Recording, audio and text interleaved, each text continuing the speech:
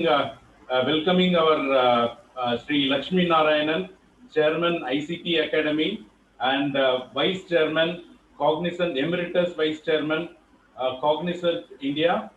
And I also take pleasure in welcoming Dr. Stephen Garrett, Professor, Head of Schools, Engineering, Mathematics, University of Leicester, UK. I also welcome our respected Vice President, Dr. Shekhar Vishwanathan. I welcome Dr. Sandhya Pendareddy, Executive Director, VIT Chennai.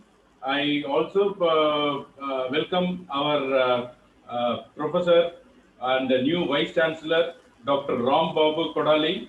Welcome, sir. And I also welcome our Pro Vice Chancellor, Dr. V.S. Kanchana Bhaskaran. I take pleasure in welcoming our Dean, Dr. Shivakumar, and other dignitaries who are present here. So, a very warm welcome. The people from several parts of India as well as world have joined this 3-day international conference. This international conference has started, we have started working on this international conference in the month of August, first week of August.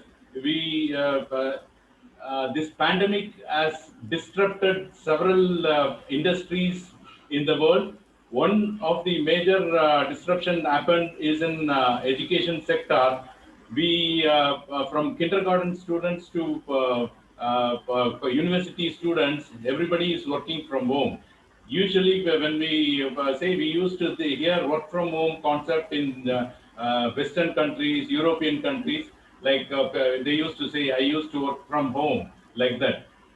This sudden pandemic has caused everyone to work from home.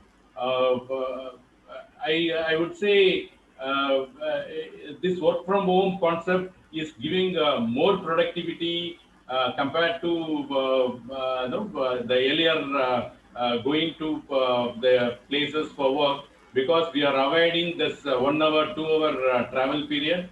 So thanks to it, but still we are missing our social life and mingling with, even though we are doing it with online too. And there are a lot of advantages and disadvantages of this online tool.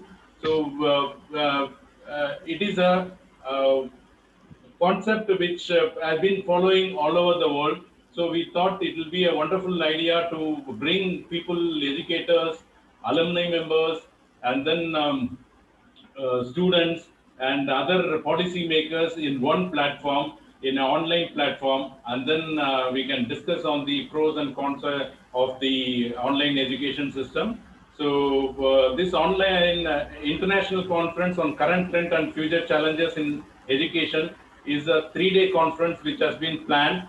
So we, in the conference, we have planned a pre-conference workshop in all 3 days, which will help our faculty members and teachers. We have also invited school teachers also. 50% of them are school teachers and 50% of them are university professors. We have about 320 registrations, and registration is continuing. I hope it will reach 500. So people from all parts of the world are joining, and we have about 10 countries from different parts of the world. People have joined.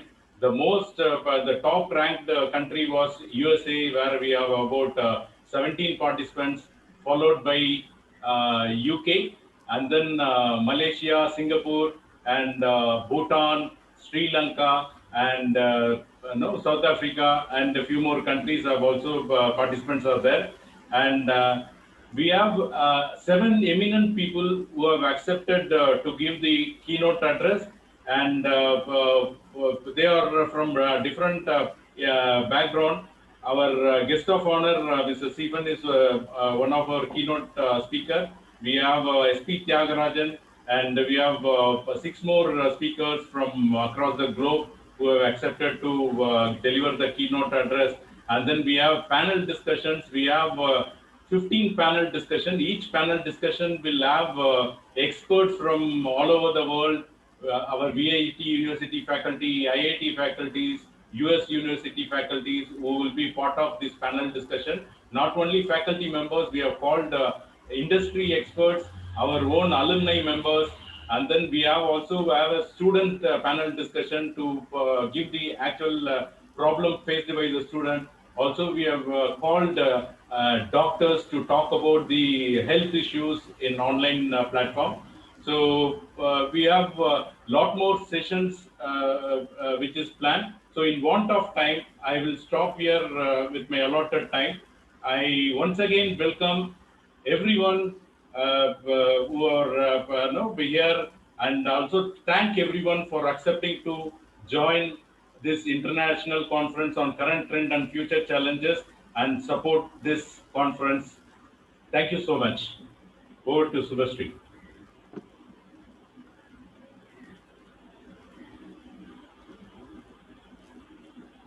Thanks a lot for welcoming everybody, sir.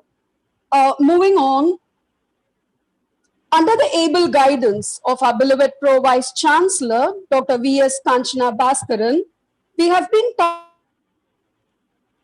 Yeah, I will continue. Stri Thank you. Shakti, or the women's strength that she exuberates, inspires, motivates, and propels us to do more and more always. Ma'am, I now request you to give the felicitation address. Thank you. Good afternoon to all. My respects and heartfelt welcome to our Honorable Chancellor, sir, the Chief Guest of the Day, Professor Dr. K.K. Agarwal, the Chairman of National Board of Accreditation India, respected Vice President, sir, VIT Chennai, Executive Director of VIT, Vice Chancellor, sir, respected dignitaries and keynote speakers for the sessions, and all the delegates of the conference, deans, directors, faculty colleagues, and students. Good afternoon to all. Education is the foundation of the economy. Education will be the key differentiator for how the next decades will play out for individuals, nations, and also for the planet. Our education determines who we are, and it also determines the success in our lives. It reflects on how we approach the issues and problems, how we team up with others, and how we look at the world around us. In today's innovation economy, it has become very important for developing the next generation innovators and the creative thinkers who are our students. The education that we provide them need to prepare them for an interconnected world for their future and for their future.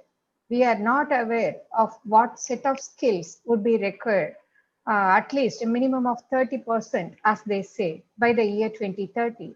Therefore, the institutions and as the people who are working in the institutions, we are now in need of preparing such students for more rapid change than ever before, to learn for jobs that haven't been created yet, and to tackle societal changes which we are not aware of, which we cannot even imagine, and to use even the technologies that haven't been invented also, because every day dynamically everything, all the things are coming up.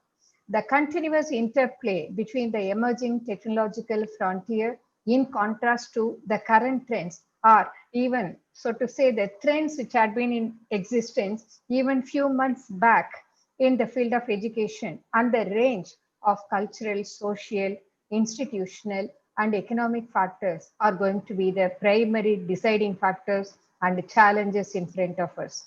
And smart educational policies and the dynamic pedagogies are going to be the important catalysts what we have got to adapt to also. India is the country which they say is going to be producing one in every higher education output of the world. In this line of thought, the present conference focuses on the current trends and future challenges in education, an ideal theme for the 21st century, now known as the knowledge century. And during these 3 days, we will have highly enlightening sessions concentrating on flexibility and horizontal mobility in higher education, opportunities and challenges in higher education, the role of universities in addressing global challenges, national innovation ecosystem, teacher-student bonding, industry-institute immersion, and the disruptions, all these disruptive technologies, among all the other innovative, and new areas which we have got to concentrate on. I welcome you all for the conference, the 3-day conference, and we very sincerely hope that all the sessions are going to be really very useful to each of us, and we will continue working in the directions what we can imagine now, so that we will be able to adapt to the future. Welcome you all. Thank you.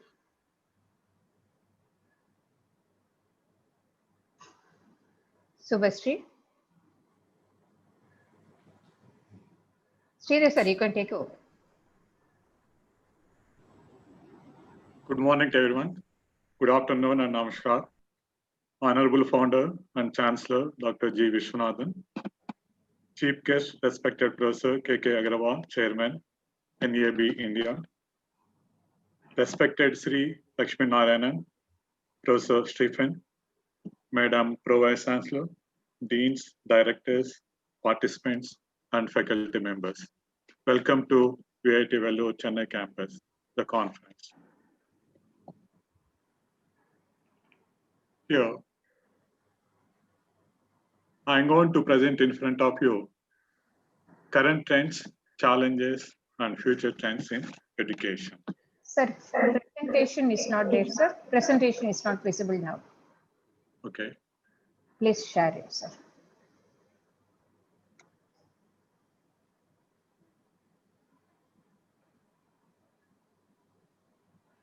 It was visible initially. Now? Now it is not there. It is there, madam? No? It is not there. It is not there now, sir. Yeah, now? Yeah, No, now now it's there. Yes, sir. It's coming.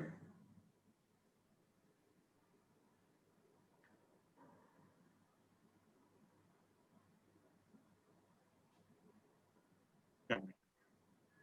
Current trends, challenges, and future trends in education.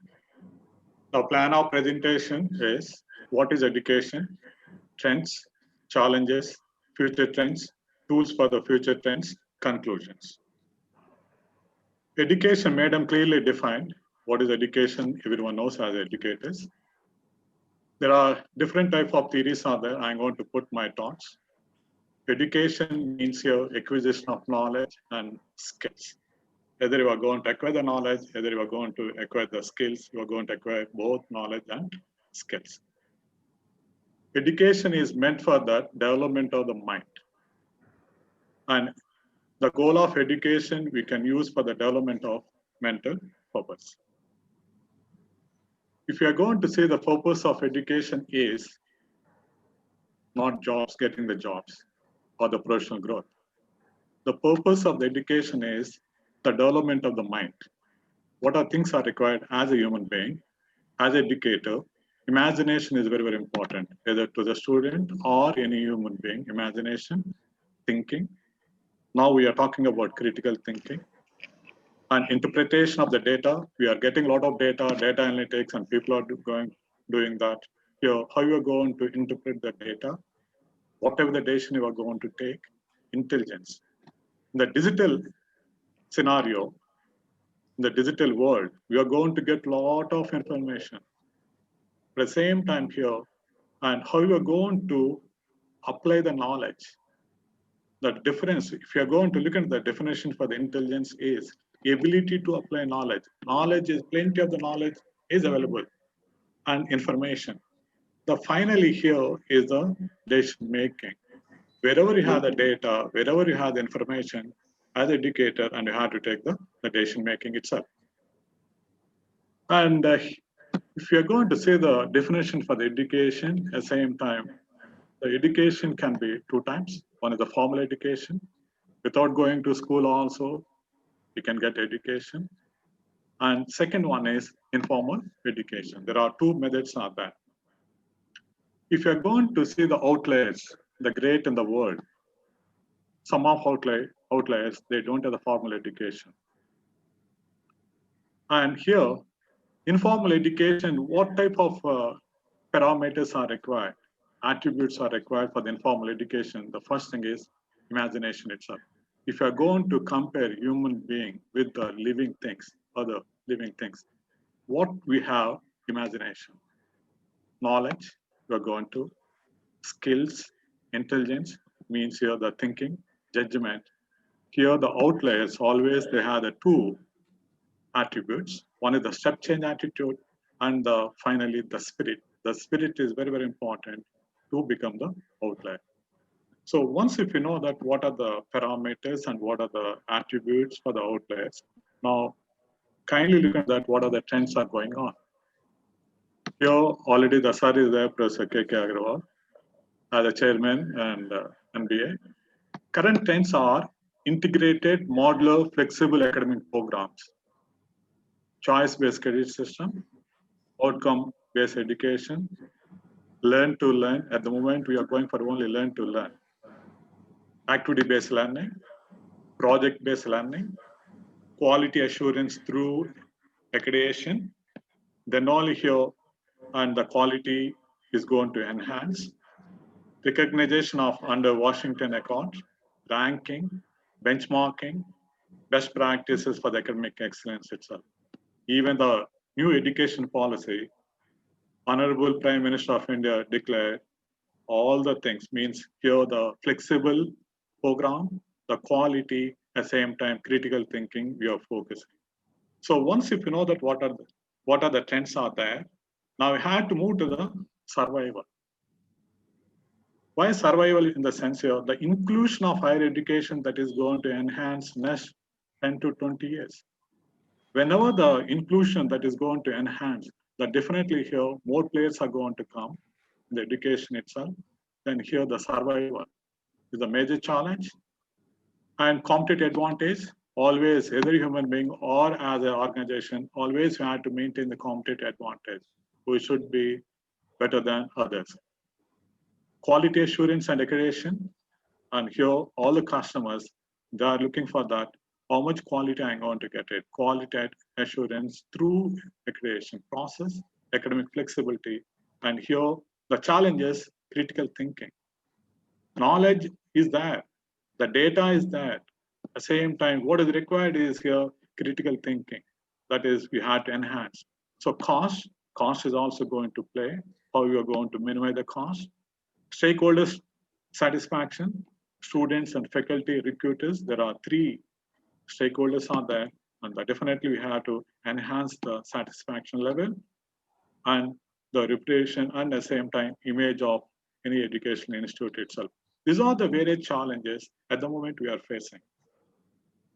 Now, other challenges are isolation of education from the practice and skills. The industries and recruiters, they want some set of the skills. People are talking about, everyone is talking about AI and data analysis and other things. AI itself is a 50 years old. Now people are talking about AI and data analytics. So here is a skills we had to enhance. The students of the next generation, this is very, very important here. Attendance is compulsory. They're going to come to the class.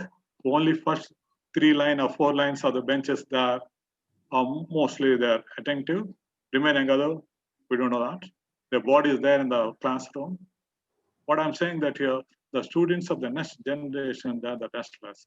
When you're going to look at the old generation, like us, absolutely totally different. That time, information, other things are not there.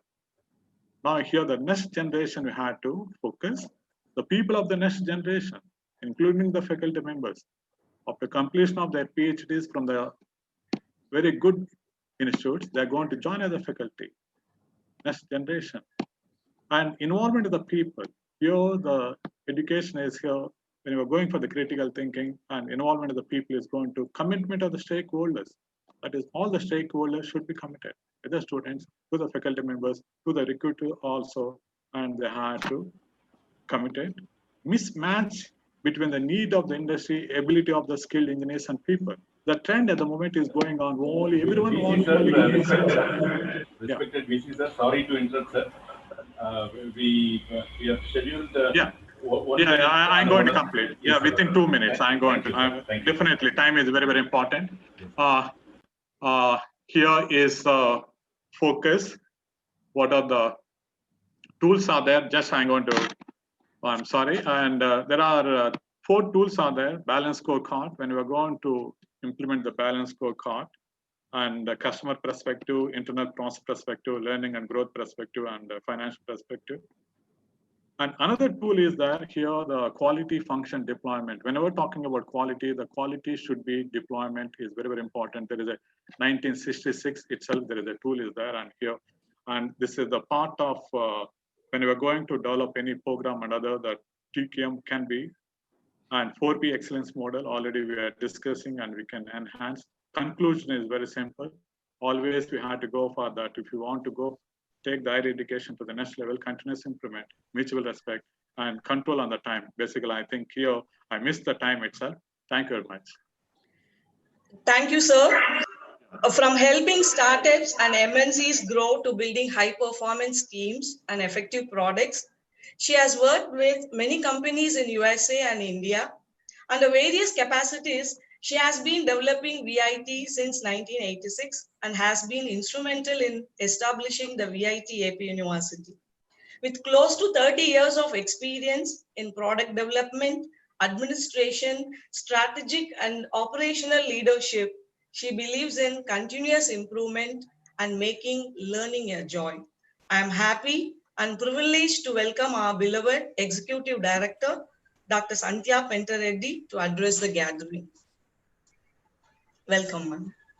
Thank you, madam, for having me today here. Good morning, everybody.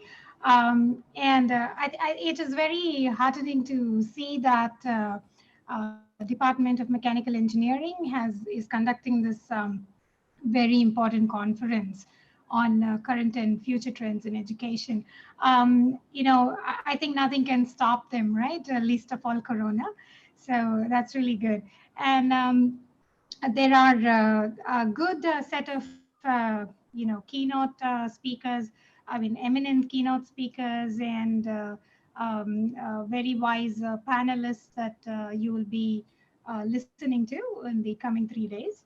And the topic's actually quite. Sorry, I forgot to mute my phone. The topics actually range from a lot. They include national education policy and adjusting to COVID. I'm so sorry that I'm mentioning NEP and COVID in the same sentence. But the point is, I mean, jokes apart, there are really very good topics from student-teacher bonding to blended learning to student startups and challenges we face in the current, pandemic situation and so on. So it's quite a pleasure to be part of this conference. Some wise man once said that to spoil a country, all you have to do is spoil its education system. I think that's very much right. But it's not just spoiling the education system. All you have to do is stagnate the education system to basically destroy a country. So what I mean by that is if education doesn't keep up with the trends and changes in the global circumstances, then it's the end of the nation. And I'll actually correct myself on that. I don't think of education just being able to keep up with all that.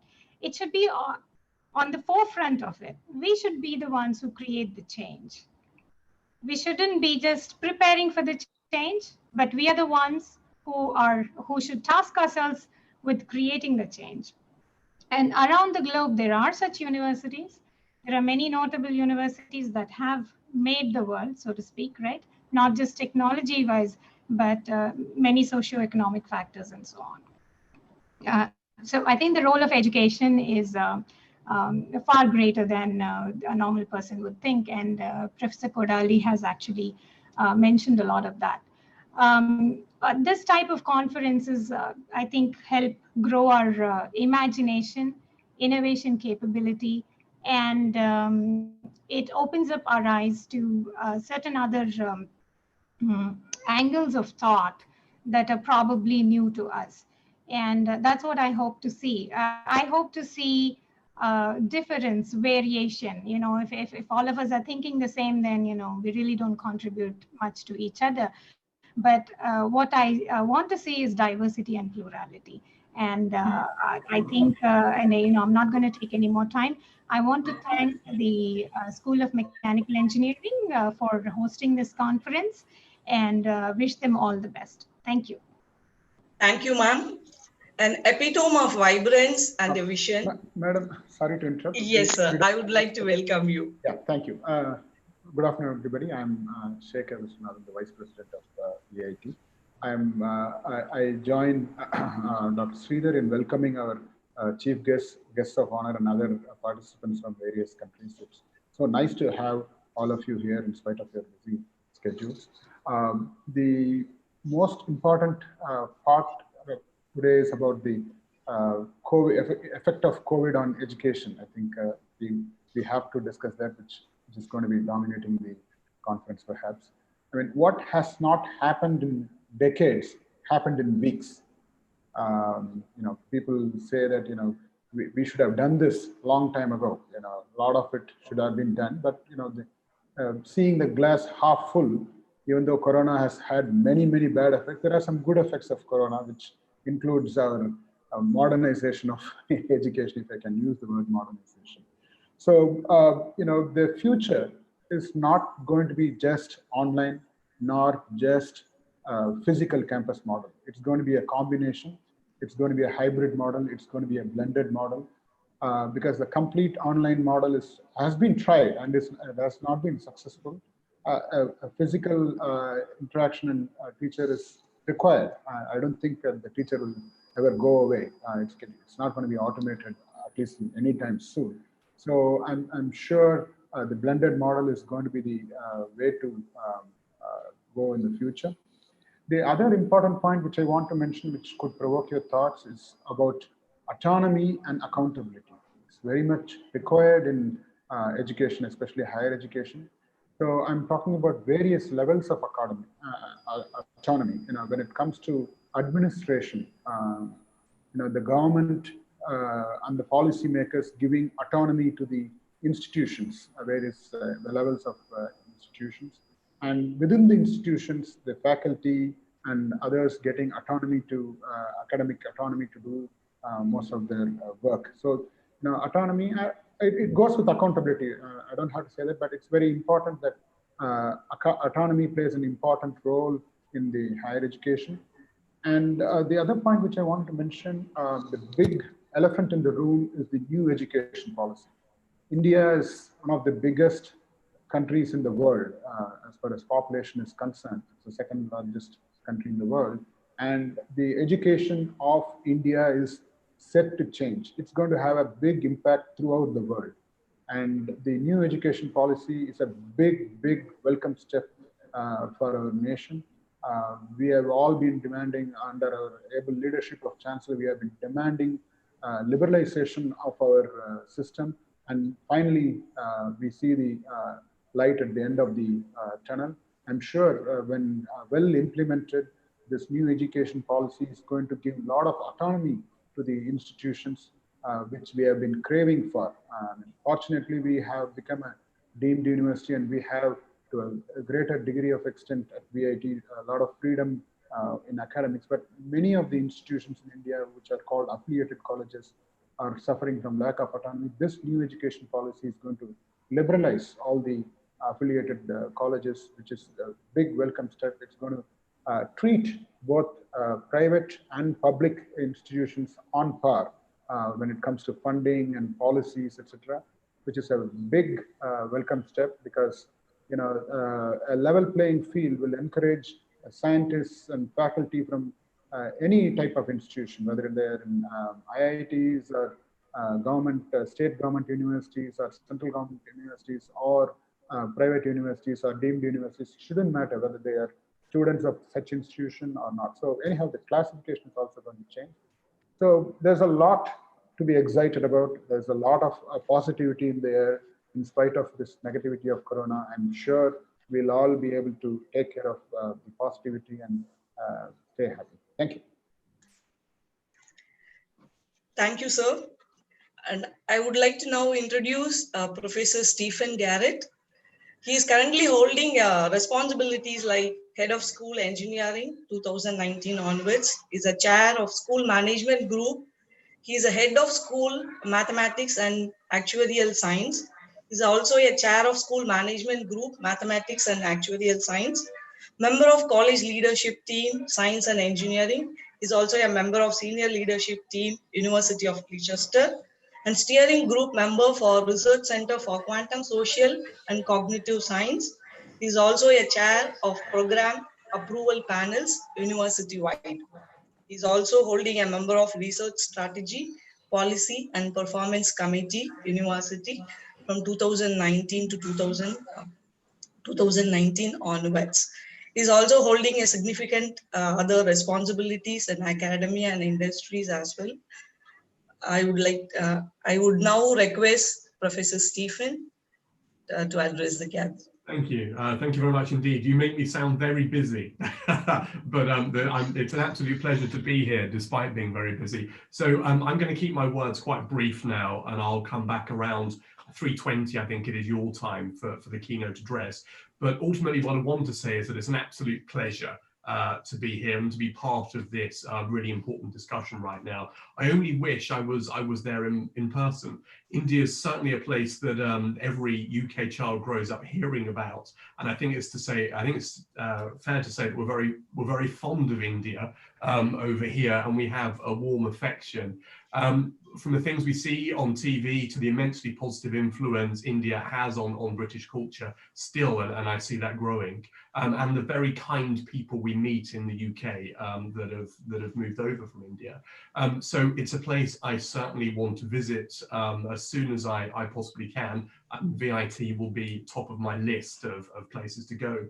So even though I can't be there right now in person because of COVID, what I wanted to do is echo the previous speaker, that actually COVID has led to many negatives, but also I think there are going to be many positives that will emerge from this. I think it's going to prompt our acceptance of the future of collaboration, and I think it's accelerated our embrace of technology around the world.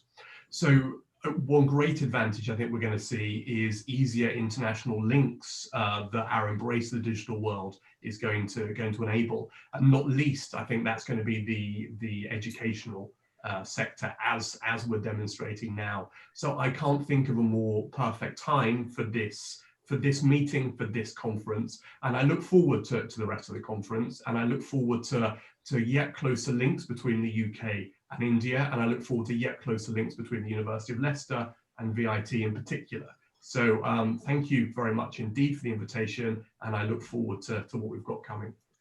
Thank you. Thanks a lot, sir. I request Dr. Uma Shankar, sir, Professor, School of Mechanical Engineering, to introduce our guest of honor, Mr. Lakshmi Narayanan. Thank you, ma'am. Dr. Chancellor, our Honorable Chancellor, Dr. Vishwanathan, Vice President, Dr. Shekhar, Executive Director, Santya Reddy, and our Vice Chancellor, Vice Chancellor, Pro-Vice Chancellor, my dear friends, and the guest of honor, Chief Guest, Dr. Agarwal, and guest of honor, Mr. Lakshmi Narayan and Mr. Stephen Gary. It's my privilege and pleasure to introduce Mr. Lakshmi Narayan. He has passed out with a postgraduate in science from IISc Bangalore, and he joined and worked in TCS, Tata Consultancy Services, for about 19 years. And then he joined in 1994 as a Chief Technology Officer in Dun and Bradstreet, which has become Cognizant Technology Services in 1998. From 1998, he is leading the CTS, and he is one of the founder members. And he took over as the Chief Executive Officer in 2003, and he was there as a Chief Executive Officer till 2006.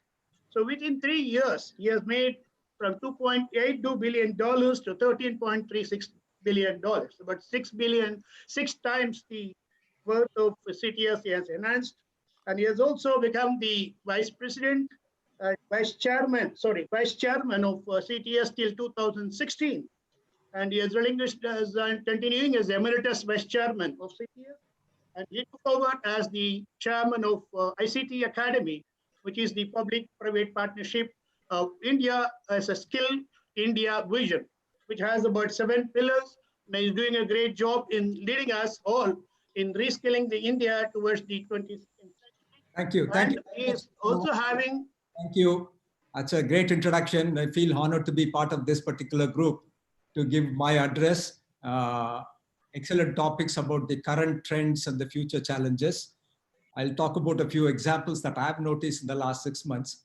I think what Shekhar mentioned resonates well with me. What the academicians have been trying to do, bring about the type of changes in education over the last several years or decades, has been brought about in the last 6 months, thanks to an external disruption. The online education, the self-learning, the application of technology, and the freedom that the academic institutions have received is something that is very, very good to see. And it took a pandemic to bring about that kind of a change. And I hope it sustains. I think there are 2 or 3 points that, again, taking off from what Shekhar mentioned, I'll give some examples. He mentioned about autonomy. The greater autonomy should be given to education institutions, which is something that is mentioned in the new education policy, particularly when it comes to higher education. But the point that I want to make is greater autonomy has to be taken by the educational institutions themselves rather than be given. We wait for it to be given, it may never happen. But there is a lot of freedom that's available. If you're doing the right thing, you can take the autonomy if you take some fearless actions. I'll give you a couple of examples. You know, one of the examples that come to mind readily is, I mean, this is something that VIT has also done in the area of industry connect and incubation. This is something that IIT Madras, a 3-year degree program, a 3-year BSc program in programming and data science. Completely online, no restrictions on the number of students to be enrolled. There is a certain entrance criteria. Once they fulfill, students can enroll into that program. Literally tens of thousands of people, once they are qualified, go through the qualification criteria. All that is required is basic 12th standard education in English and mathematics. That's it. And then it's a 3-year program. First year is the foundational program. At the end of the foundational program, there is a test in order to qualify to get into the second year. So if you do not want to continue, you have adequate skills to put that to effective use in industry, you get a certificate and you leave the course. The second year is a little more of the concepts about programming and data sciences. Again, at the end of the second year, there is a test to carry through to the following year, the following 2 semesters, the third year. If you're unable to complete it, you get a diploma in programming, and you can exit the program with that diploma and join the industry. And those who complete the final year get a degree awarded by the IIT Madras, and you're part of, you enjoy all the benefits like every other student of IIT, like the Alumni Association, participation in higher studies, etc., etc. So this is a very different, innovative program, made possible because of technology, made possible because of some of the decisions and the autonomy that they exercised in putting together this program and doing it. And hopefully, I mean, if in the next 3 to 5 years, if 10,000 students graduate every year out of this program, that's a fantastic achievement. And it can be extended, not just to programming and data sciences, but every other area. And in the next 3 to 5 years, where laboratory is required for education, for skilling, for learning, I'm sure sufficient levels of simulation will begin to arrive, that it makes it relatively easy to learn online with minimal physical interaction, physical presence in these institutions. So this is one example of how this disruption that's caused by the various factors in the last 6 months has been used effectively to provide large-scale education. You know, the teachers, the researchers and teachers always complain. The moment the classroom extends beyond 30, 35 students, they object to it. They're saying, hey, we do not have the individual connect with the students. We don't know what a particular student has an aptitude for, how well an individual student is performing, etc. You know, that's one good thing that is important. There are certain institutions of specialization that can continue to do it. One such institution is the Chennai Mathematical Institute. I can just mention that. But for large scale programs, while it is education, it's almost bordering on skilling and training. For such type of basic education, online will come in very, very handy, and autonomy is something that can be used. And the second important point in all this is empowering the teachers and empowering the students. Empowering the teachers is extremely important. So if you straitjacket them in curriculum, in the various regulations that exist, etc., it is something, it's a web that we are weaving ourselves to be caught into. It is not necessary. In fact, you know, if you look at some of the regulations that have been given the go by, every institution should have a certain physical infrastructure of so many acres of land. There should be an average one teacher for X students, etc. These are relics of the past, relics of the physical infrastructure. On an online program, can we impose those kind of conditions? Can I say at any point there should be only so many students per teacher? Not possible.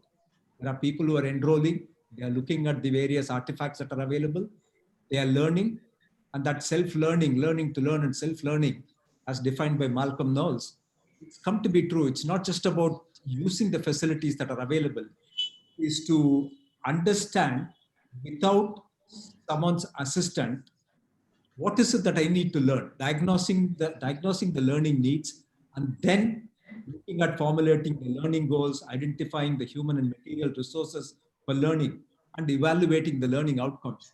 Entire thing has become the responsibility of the student now, which is great, which is what is empowering the students to learn on their own in a collaborative manner and be successful.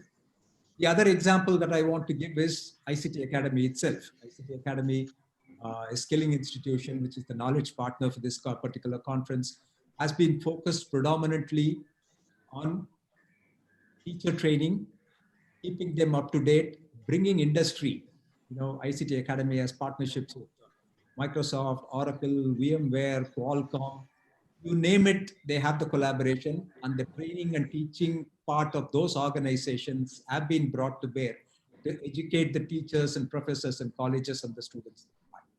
One of the ambitions of ICT Academy has always been to do research, pursue research, so that higher education, you know, research and teaching goes hand in hand. You research, you come back and teach because what you've learned you want to teach, and what you learned in the course of teaching you want to go back and research. And we are able to, thanks to this online mechanism that's available, ICT Academy, I think in the next week, is organizing a global technology forum where papers are going to be published by various researchers from all over the world. More than 500 papers have already been received. That's being evaluated by a global panel, and there'll be paper presentation, etc. That was either too impossible. We couldn't even think about it in ICT Academy because we were constrained in our mind by the physical presence of people and the physical boundaries. Now those boundaries are gone. People are available. Everybody is available online. It's a 5-day program, conveniently scheduled to start in the evening and proceeds till the late evening, so that participants from all over the world can participate in this particular program. Again, something that is being brought about by technology and the current circumstances. And lastly, the example of students taking the initiative. You know, there is a college, school of management called the Tyagaraja School of Management in Madurai. Tyagaraja, that family has always been dedicated to education, particularly among the disadvantaged.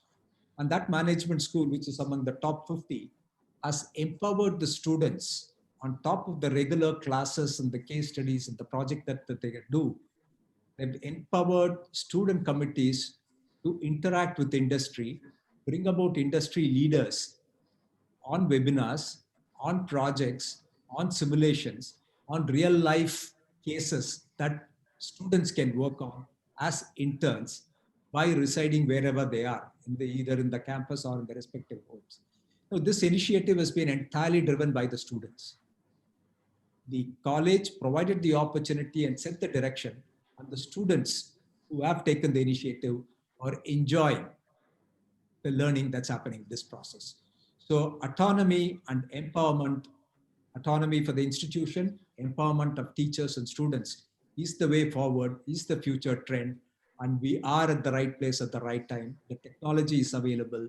The mindset of regulators has also changed. They are willing to open up and listen to new ideas and allow academicians to perform their duties in the manner that they know well about education. And industry is very happy to collaborate with them. So great times are ahead of us. I wish this conference all the very best to bring about all the new trends and publish it like the way the future trends has been published by ICT Academy in a small publication. Thank you very much. And thank you for inviting me for this inaugural session. Thanks a lot, sir. Our founder and chancellor, Dr. G. Vishwanathan sir's life itself is a source of inspiration to the young and the old alike. It is indeed an education to watch him and learn from him as he leads by doing. He has been inadvertently steering all of us towards a zeal and vision of making VIT a world-class university. I now request our Honorable Chancellor to deliver his presidential address. Our chief guest of today, Dr. Agarwal, Chairman of the National Board of Accreditation. Our guest of honor, Mr. Lakshmi Narayanan, Chairman of the ICT Academy, and Dr. Stephen, Professor in the Leicester, University of Leicester, United Kingdom. The convener, Dr. Sridhar, our Vice Chancellor, Dr. Rambabu Kodali, Pro Chancellor, Dr. Kanchana Bhaskaran, Vice President, Dr. Shekhar Vishwanathan, and Executive Director, Dr. Sandhya, the co-convener, Dr. Shyam Kumar, other participant, professors, students, and VIT alumni, very good morning or evening to you. I'm happy that this has been arranged. This conference has been arranged by Mechanical and Chemical Engineering, because all over the country, we are discussing about the national education policy at this time. And of course, this includes the future also, what is going to happen in the future challenges in education. I would like to briefly discuss the policy issues. And the first thing Dr. Kasturangan committee has proposed is to double the GER, gross enrollment ratio. Of course, it has been accepted by the government. At present, the GER is on 26%, and we want to take it to 50%. It means that almost 3.5 or 3.6 crore children are in higher education in about 1,000 universities and more than 40,000 colleges. It will have to be doubled in 10 years. It is a very big task, and it has to be done by all of us put together, the union government, state government, and the private sector put together. It means that more and more middle class and poor class students will join higher education. At present, it's not easy for them to come for higher education due to financial reasons. And I hope this will be taken care of by the government, because the committee, even though it says, recommends, there should be 28% of free education and another 28% scholarship. But it has not mentioned who will bear this cost. I hope the government will discuss with the state governments, the union government will discuss with the state governments and come to a conclusion. Because once education was in the state list of the Constitution of India, then in 1976, during emergency, I was there in Parliament at the time, member of Lok Sabha, it was shifted from state list to the concurrent list. Now both of them are responsible. And what will be the role of government in this? In fact, Dr. Shekhar mentioned it, Mr. Lakshmanaran also mentioned about it, about the autonomy to institution, etc. It means that what will be the power of the government versus private institutions? The first Education Commission was appointed by Pandit Nehru in 1948, immediately after independence. And the chairman of the committee was Dr. Sarvapalli Radhakrishnan. And there were eminent members like Dr. Zakir Hussain, who later became the President of India, Dr. A.L. Mudaliar, the long-standing, the Vice Chancellor for 27 years of the University of Madras, etc. I would like to quote one para from the Education Commission recommendation by Radhakrishnan Commission. The exclusive control of education by the state has been an important factor in facilitating the maintenance of totalitarian tyrannies. In such states, institutions of higher learning, controlled and managed by governmental agencies, act like mercenaries, promotes political purposes of the state, make them acceptable to an increasing number of their population, and supply them with the weapons they need. We must resist, in the interest of our own democracy, the trend towards the governmental domination of educational process. This was the recommendation of the committee, and this was quoted by the Chief Justice of India in TMA Pai's case in 2002. But I find similar sentiment has been expressed by our Prime Minister, Honorable Prime Minister Sri Narendra Modi. It was published in August 2018. I took it only 2 sentences from him, because he was talking about, India is full of regulations, and they say it's more regulation than many other countries. He says the regulatory system was mired in red tape, harassment, corruption, a colonial system that based on distrust. The system bred mediocrity and dependence. That's what our Prime Minister says. Again, he says, we are determined. This was before the Kasturirangan Committee's report.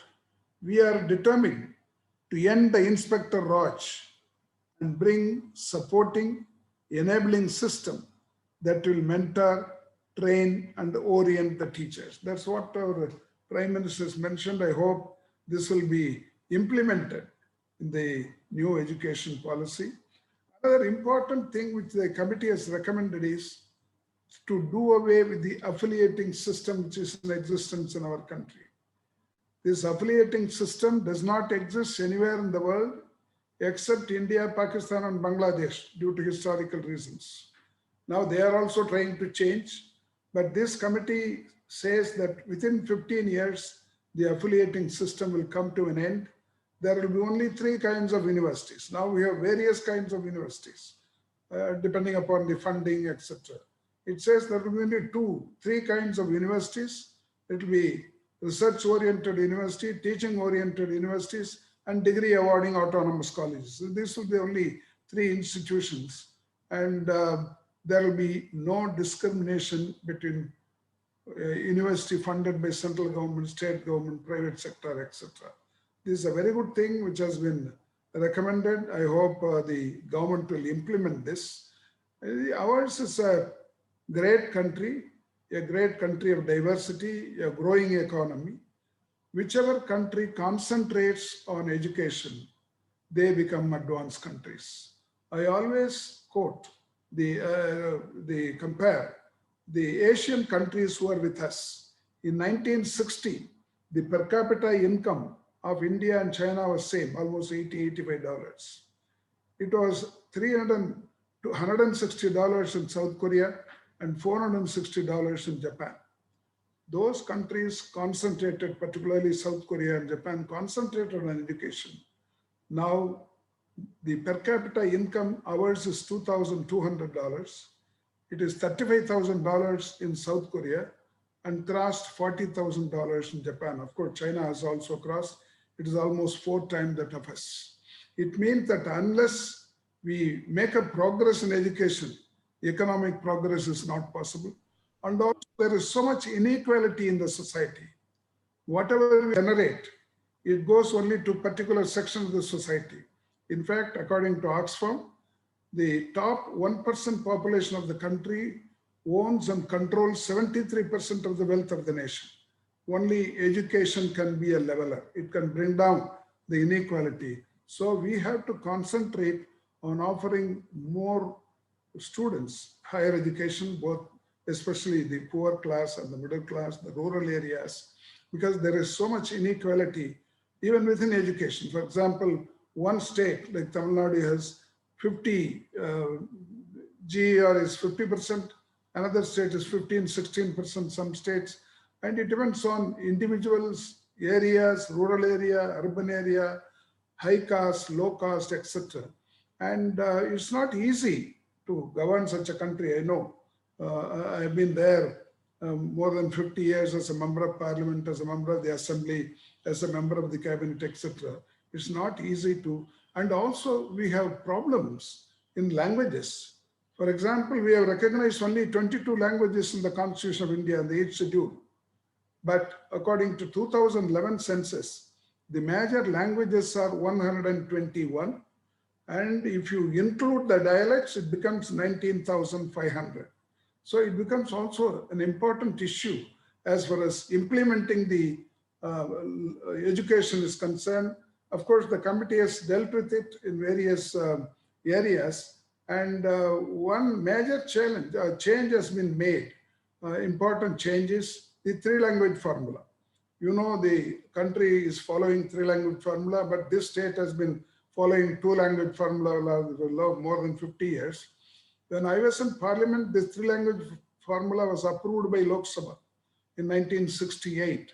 According to the 3-language formula, in non-Hindi states, the state language, English and Hindi will be taught. In Hindi-speaking states, there are about 9 of them. It will be Hindi, English, and one modern Indian language, preferably a southern language will be taught. This was the 3-language formula passed in parliament in 1968. But now it has been changed and they have brought Sanskrit instead of the southern languages. I don't know how far it is good for the students or the country. Anyway, the language is really an issue. I hope they will arrive at a consensus between all the states and the union government so that education will be given priority. So far, we have been spending less than 4% of the GDP on education. Dr. Radhakrishnan Commission onwards, they have suggested that 6% of the GDP should be spent a minimum on education. We have not done that. Now it has been recommended by Kasturirangan committee that this will go up. I hope the government will accept that so that more and more students can be brought under the higher education module. And I'm happy that when we were discussing about state autonomy, the university autonomy, I was reminded that we are one among those selected by Government of India. I would like to thank the government for selecting VIT as one among the 20 institutions of eminence, 10 private and 10 government in the 1,000 universities have been selected. And I'm happy then it increases our responsibility. And I hope we have a new Vice Chancellor with a lot of experience and we have a number of trained professors, committed professors. We will have to compete with the advanced countries, advanced universities so that our ranking also goes up and we will be able to compare ourselves to the best universities of the world. And I would like to thank Professor Agarwal for accepting our invitation to be with us as a chief guest today. Thank you very much. Thank you, sir.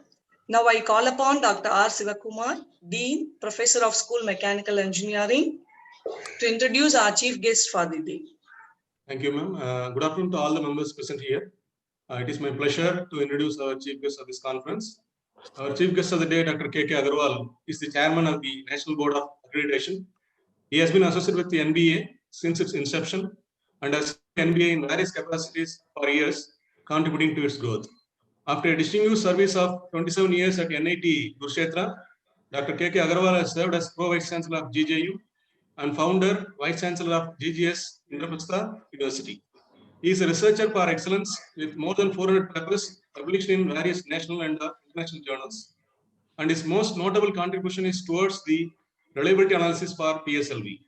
He has been conferred the honorary fellowship by Broadcast Society of India and was decorated with Lifetime Achievement Award by IETE and also by the Computer Society of India. We thank you for accepting our invitation and joining us today, sir. And I now request Dr. K. Agarwal to address the gathering. Thank you so much for the nice words. And it's a pleasure to be here at the inauguration of this great conference, which is being hosted by VIT, University of Leicester, and ICT Academy. Friends, I have been to VIT Vellore in the physical campus, and I'm now coming to VIT Chennai on a virtual platform. I have watched the performance and growth of VIT over all these years, and we like to congratulate and compliment Dr. Vishwanathan ji and all his team. Dr. Vishwanathan, the president for this session, Shri Lakshmi Narayan ji, from Chairman ICT Academy. I've known him in several conferences. I was also associated with TCS for quite some time as a retainer consultant, and he built TCS quite a bit.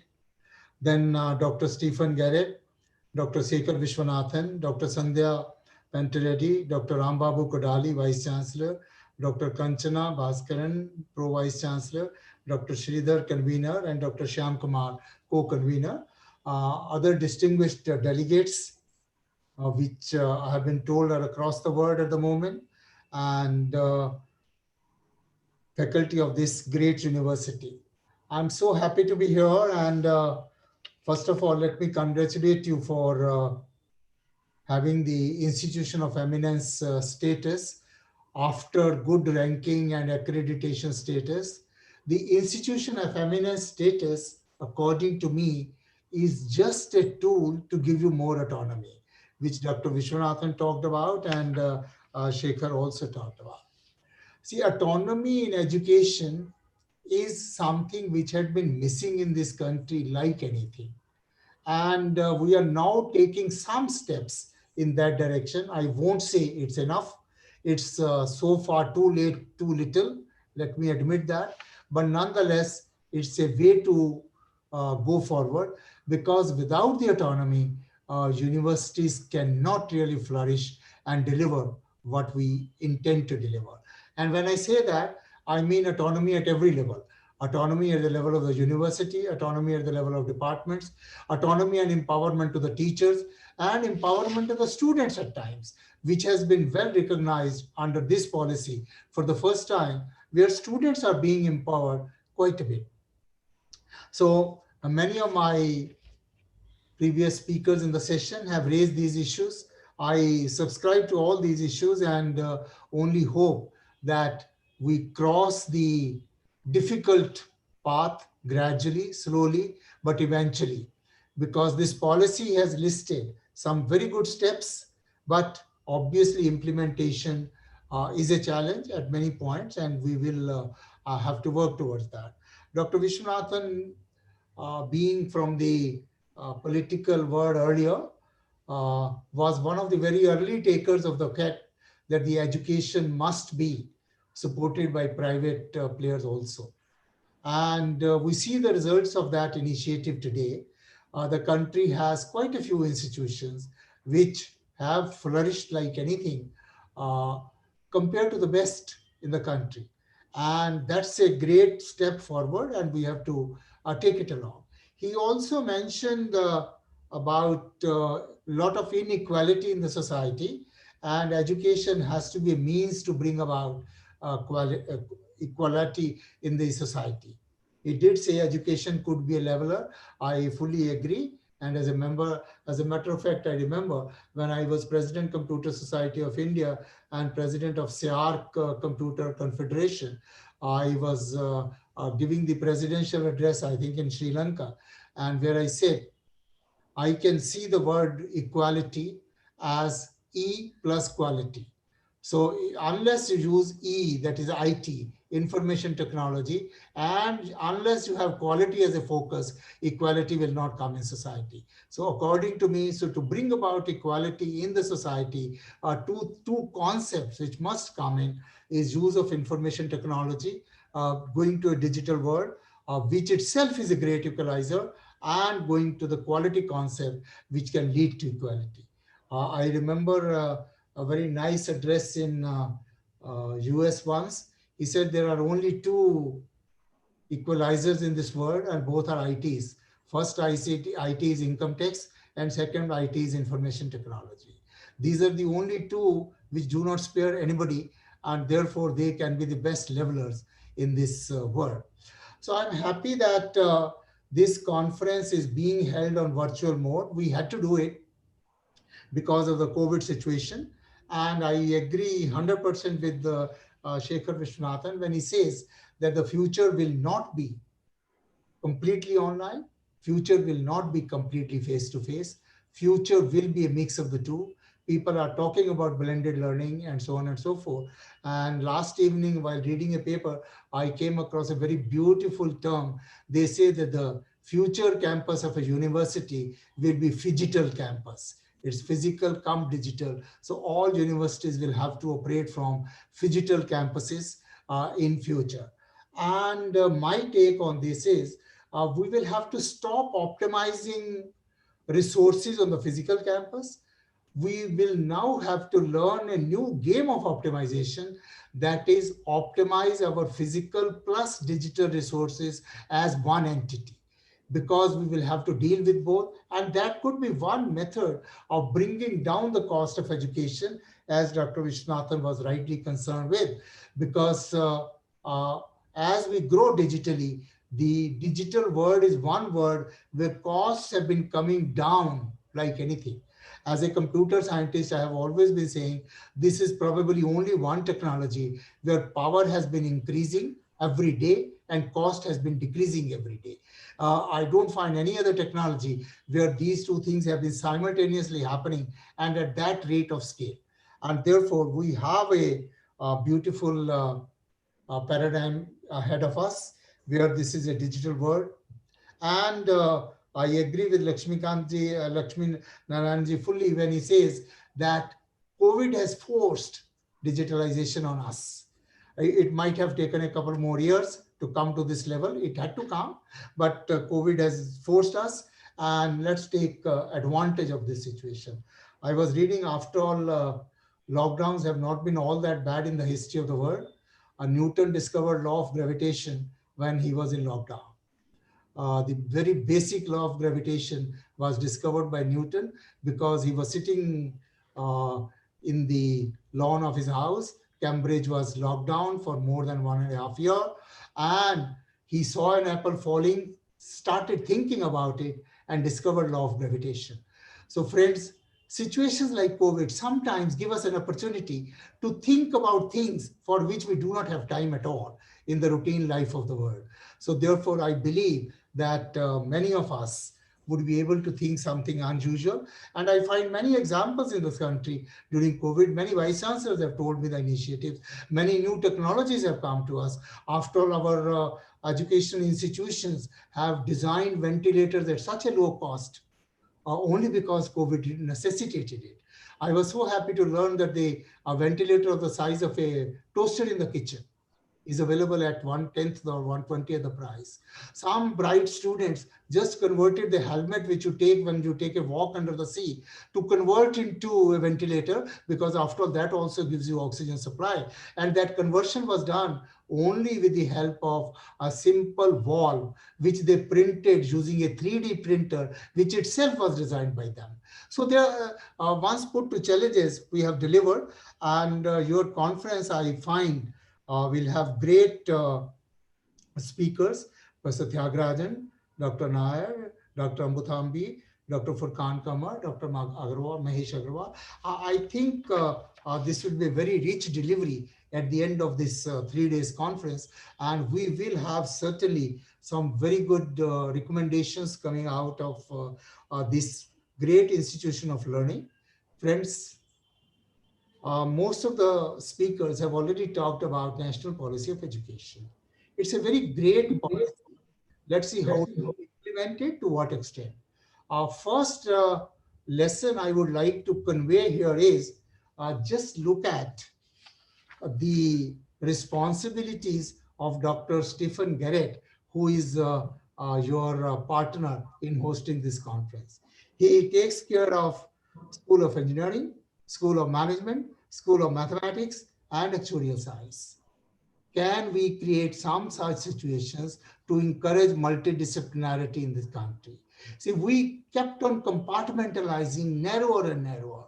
I remember we had BTech Electrical Engineering. Then we felt, no, it's not enough. Let's have BTech Electronics. And then Dr. Vishwanathan will bear me out.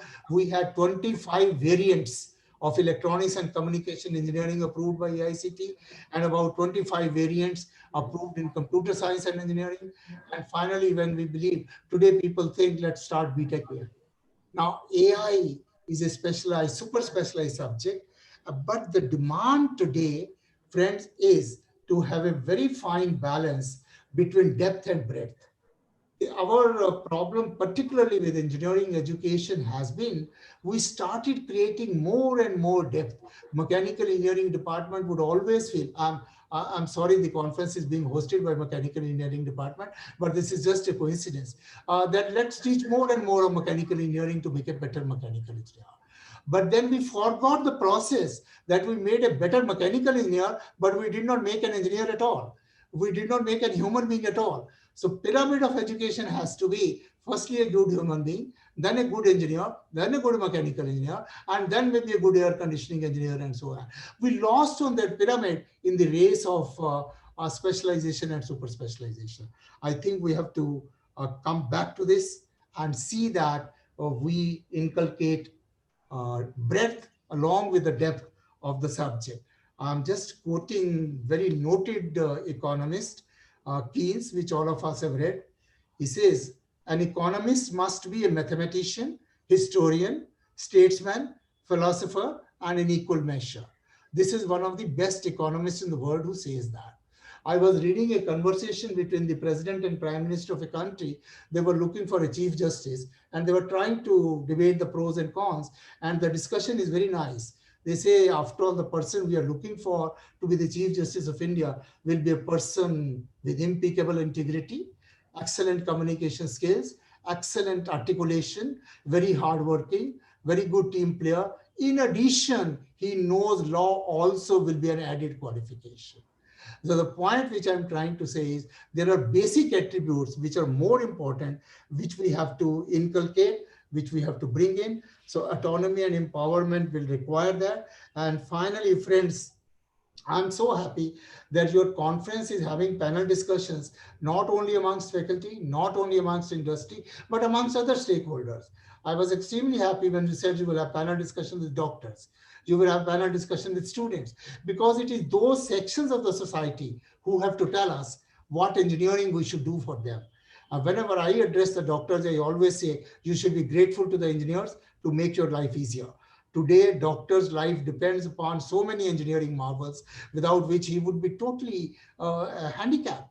All the diagnostics, all the data recording, all artificial intelligence today being used by medical profession much more than others. So these are the areas, and I personally feel after the national education policy, engineering education probably is going to be impacted the most, because this has been one area of super specialized single disciplinary education. Medical is out of this policy, law is out of this policy, and therefore engineering is one which will be impacted. And I believe we will have to discover and find out engineering solutions for other departments, for other disciplines, teaching AI to law students, teaching AI to commerce students, and so on and so forth. And Lakshmi Narayan is very right when he said IIT Madras model of BSc. I think these are the kinds of things to which we'll have to go along. Somebody mentioned accreditation. It has been recognized as the most effective method of regulation in the new policy. And as Chairman National Board of Accreditation, I must just take a sentence on this. Accreditation will have to assume very great importance, because when institutions are started, they're started on greenfield. So it's not possible to test them reasonably well.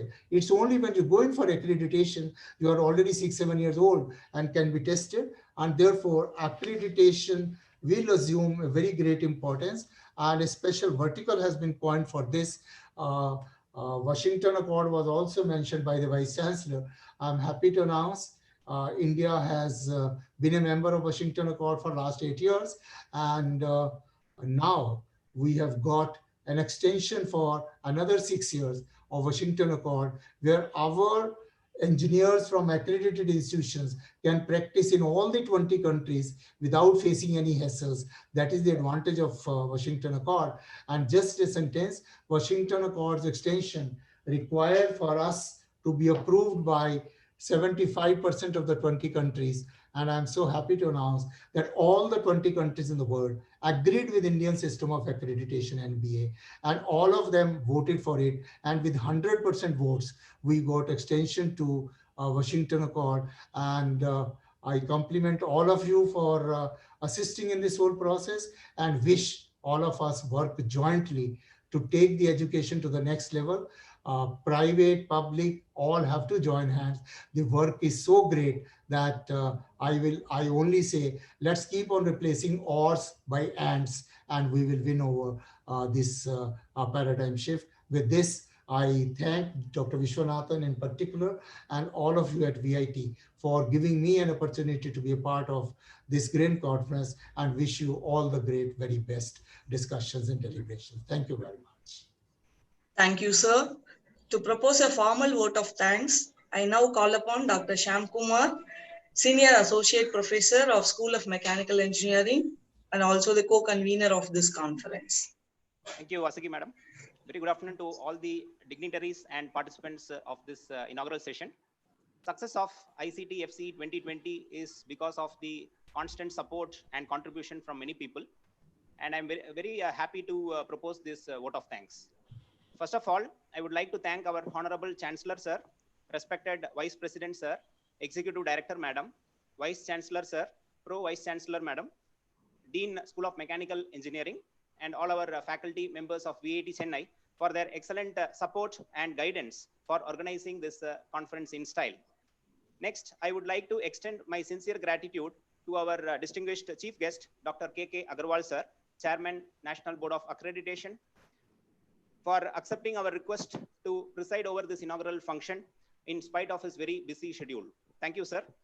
Next, I would like to extend my sincere gratitude to our first guest of honor, Dr. Stephen Garrett, sir, Professor, School of Head of all the schools, University of Leicester, UK, for accepting our request to preside over this inaugural session, and also accepting our request to deliver the first keynote session after this vote of thanks at 3:30 p.m. Many thanks to Mr. Mukund and Mr. Imran Patil for helping us in establishing the collaboration with the University of Leicester, along with our convener, sir, Dr. Sridhar. And very soon we'll be signing an MOU with this university. Thank you once again, sir. Next, I would like to thank our second guest of honor, Sri Lakshmi Narayanan, sir, Chairman ICT Academy, for accepting our request to preside over this inaugural function, and also for being our knowledge partner for this conference. Special thanks to Mr. Shivakumar, CEO, Dr. Anbuthambi, sir, President, who is also our keynote speaker, Mr. L. Suresh Babu, Head Corporate, and all other members of ICT Academy for providing the wonderful support towards organizing this ICT FC 2020. Our sincere gratitude goes to all our keynote speakers, panel discussions, moderators, panelists, invited speakers, jury members, session chairs, co-chairs, our technical committee members, advisory committee members, international committee members, and all other committee members across the globe, and to all other resource persons more than 100 in number, which includes doctors, academicians, and industrialists for all their wonderful contributions. Next, I would like to thank our sponsors for providing the prize money for the Innovation Challenge, namely Mr. Uday Shankar sir from Samco Alloys and Mr. Satish Rajamani sir from 4 Clover. So we have designed this conference with a lot of sessions, starting with the pre-conference workshop. Then we have the panel discussions, paper presentations, innovation challenge. So the total registrations among all these things exceeds more than 300. So I will really fail if I don't thank all our participants for accepting our invitation and registering for this conference. Last but not the least, I would like to extend my sincere thanks to the convener, Dr. Sridhar sir, for giving me the opportunity to be the co-convener for this wonderful conference, along with my colleagues, Dr. Raghu Kiran sir, co-convener, and my coordinators, Mr. Surya and Mr. Anand, and all our organizing team members for the wonderful support. Lastly, if I missed any of the faculty members or any other resource persons, I feel sorry for that. So thank you once again for this wonderful opportunity given to me to propose the vote of thanks. And I hope all the participants will have a great session in the days to come. Thank you. Thank you, sir. With this, we come to the end of this inaugural session. Thank you all for joining the session. With 10 minutes break time, we have all the participants to connect for the keynote address by Dr. Garrett. Ma'am, sorry to interrupt. We will continue, ma'am. We will continue and then we will have the break, ma'am. So we have the break from 4 to 4:15 p.m. So we will immediately start the keynote session. Immediately we'll start the keynote address. Sorry about that. Okay, sir. Fine. We are going for the keynote address immediately. Thank you, Professor Agarwal. Thank you. Thank you so much, and see you. Professor Stephen. Thank you all very much. If I've understood correctly, I'll go straight in now, and then we have a break afterwards. So let me share my screen to see if this works. Right. Can you see my screen, everybody? Yes, sir. Yes, sir. Brilliant. Perfect. Thank you very much. So again, I want to say thank you very much indeed for the opportunity to present to everybody here around the world. So what I want to do for the next half an hour is give my take, and I must say this is my personal take, on the UK higher education sector response to COVID, what actually happened in the UK and what I see are going to be the opportunities going forwards.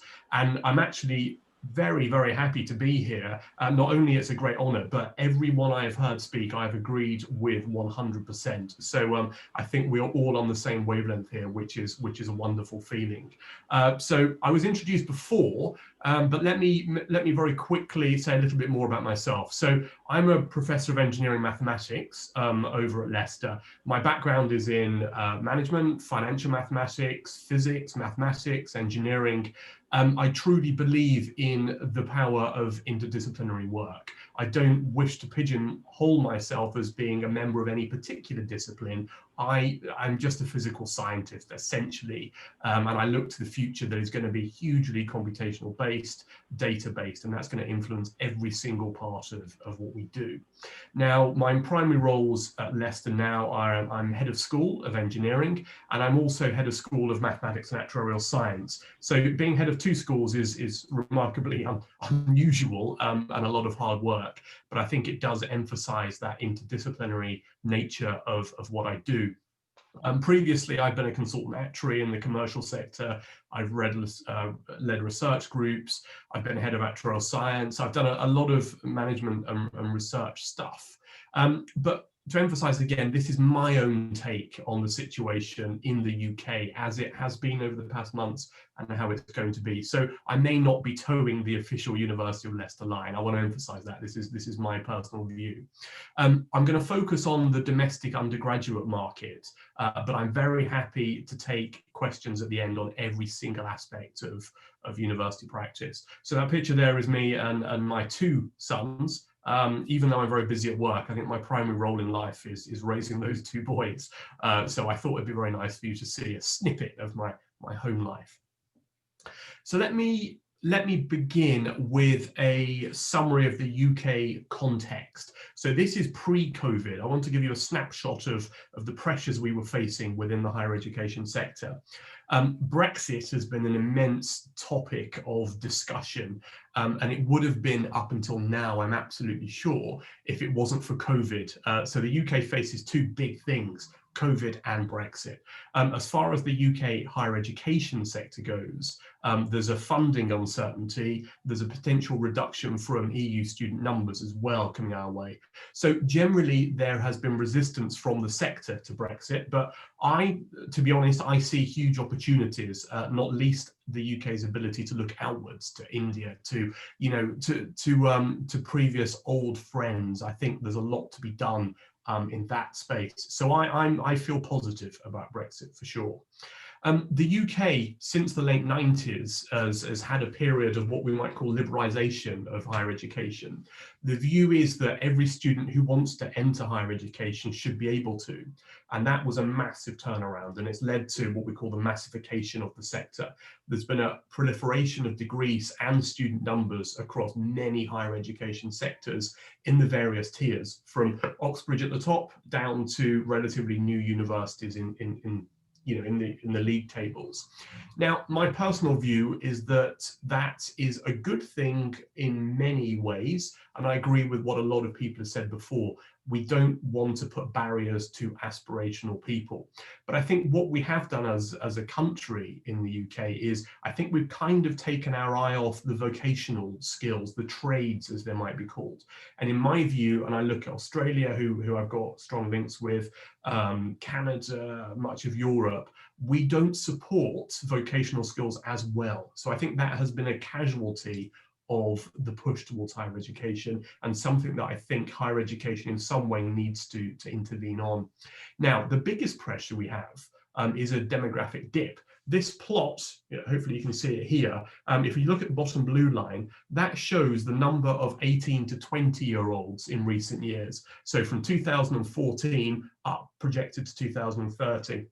So what you see here is a demographic dip.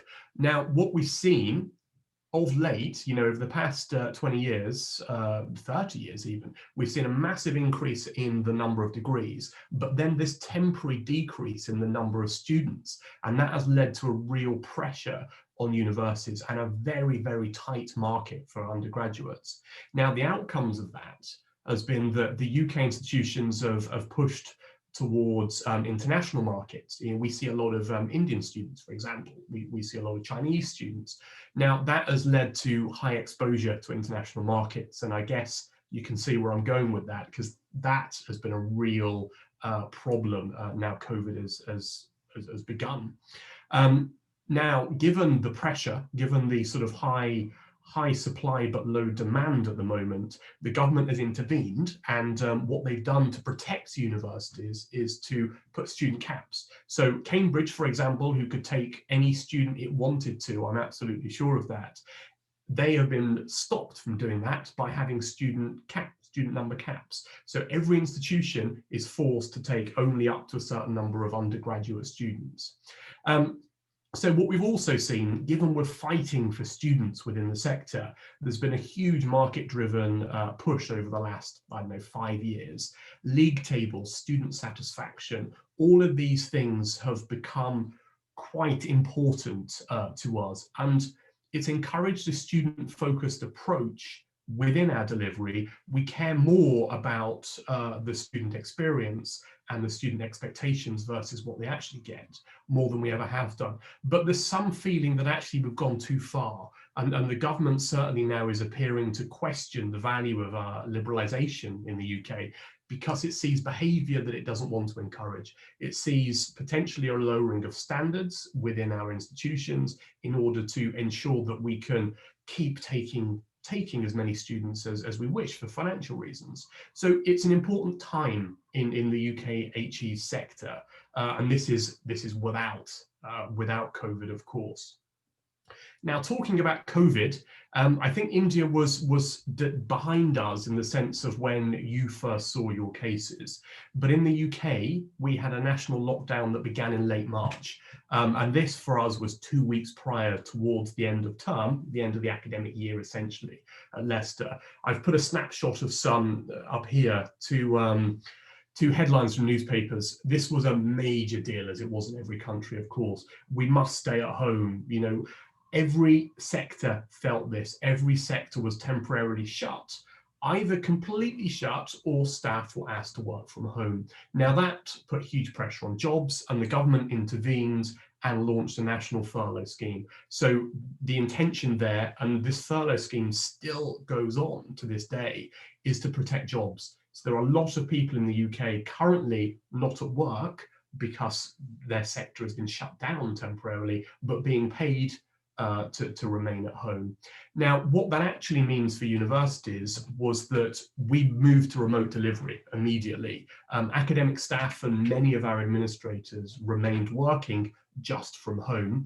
Lots of other staff, facilities, lab technicians, these were the kind of people that were furloughed, but now we've brought them back. So that was how COVID began in late March in the UK. Now, a big twist, given the chaos, is that our own Prime Minister, we see here from the Daily Mirror, was in intensive care pretty much throughout April. He got COVID and suffered immensely with it. So that led to a sort of a period of, shall we say, a little bit of political chaos, of course. There was just pressures all over the place. One thing the government decided beyond the furlough scheme was how to conduct high school examinations. Now, in the UK, high school examinations, so A-levels, as we have here, they happen around May, June time, normally about June. Now, the view was that we couldn't have the entire teenage population of the country sat close together in sports halls doing exams. So the government decided that we would not be hosting any high school exams, not even remotely. We would just somehow deliver exam results in August, which is the normal time the high school students get their results, so that we could avoid any academic delay to progression to higher education. So essentially, we wanted as a nation to not let it affect the lives and progression of the teenagers, which I think was a wise move. But as we'll see in a little while, that led to particular pressures for us. There was chaotic times around those results, which I'll get to. So as an academic manager, as head of 2 schools and involved in college leadership as well, my own challenges, of course, turn to the operations of the university. In the short term, I had pressures, you know, can my staff actually work remotely? There was IT infrastructures. Since all the schools shut down, we had staff working with small children running around as well. So we couldn't actually work as we would normally work just at home. We had a lot of pressures on us. Also, we had no idea how many of our staff early on would get ill. So there was a very memorable meeting just before the physical lockdown happened, where the leadership team in engineering sat in my office and we put up a risk register, and it was scary. We essentially, we had no idea about what could happen. And so we were just brainstorming every single eventuality, and we were potentially looking at some pretty scary management situations and business critical situations. Yeah, the contingency planning really was a massive issue because everything was unknowable and it happened so quickly. Now, from an operational perspective, short term, we moved delivery online, but the timing was actually pretty good because we only had 2 weeks of lectures left. And so it was relatively easy for staff to very quickly move online. Examinations, which were going to happen in universities in May, they were all set up under the traditional sit in the sports hall kind of approach. Now we made some emergency decisions and moved those online with some tweaks to examinations. So short-term pressures were obvious. Medium term, I started to think about the research productivity of both my schools. Research could carry on in some respect if it was computational based, which luckily a lot of our work was, but a big proportion was still lab based, and that had to be paused for the time being. So the long-term implications of that was weighing heavy on my mind as well. Also, recruitment for the next academic year, both home and international students. Given there were going to be no high school examinations, we did not know what the government was going to do at that point, so that was a question mark. Also, there was a lot of talk in the media about it's looking that it's going to be remote delivery in the new academic year. So why should students bother going? But actually my own view, and I think this turned out to be right, was that given limited travel opportunities, given limited employment alternatives for students, to be honest, I think students really were forced to go to university because there was nothing else they could do apart from sit at home and fester, which was not a good thing. So recruitment was an issue for me. Delivery of the academic year was going to be a big issue as well. But in the longer term, my own view is that, and I've heard this echoed from a lot of you this morning, is that COVID really is an opportunity. Yes, we saw a lot of bad things and we continue to see those, which is very sad, but actually it does prompt a fundamental rethink of how we operate, what we do and why we do things in the sector. And I saw that as a potential positive, and I even more strongly feel that way now, which we'll get to in a little while. So let's talk about student recruitment. So the sector was immensely worried before the summer for obvious reasons. As I said before, we have fewer 18-year-olds in the UK in a very crowded sector, and we had that pressure on whether students would choose to defer their studies or not. Also, we had, excuse me, we had immense uncertainty on our postgraduate MSc market. Typically, because of this, as I said before, this massification and then a removal in demand from the home market, a lot of universities were immensely exposed to international MScs. Now, a lot of news articles started to appear. This is the BBC, this is the Financial Times. There was a report, I can't remember quite when this came out, but it was probably around June, July time. There was a report that the sector was actually under a real dire threat, and there was 13 UK universities that were reported they could well go bust without a UK government bailout. And the government was in no mood to bail these institutions out. And I think you can probably see why, given this kind of massification. There's a fundamental question: is this the right thing to do? Therefore, should we continue to pump money into this sector? So this hadn't happened yet, but this was a clear risk for the future that actually potentially universities could start to go bust. So each institution was feeling a significant financial pressure, of course. They wanted to protect income, and the income primarily, despite research contracts, primarily the income is from students. They wanted to encourage students to attend despite unusual and highly unknown circumstances 6 months down the line. So the international market, where I said our master's postgraduate market is, in many ways it was felt that was beyond the sector's control.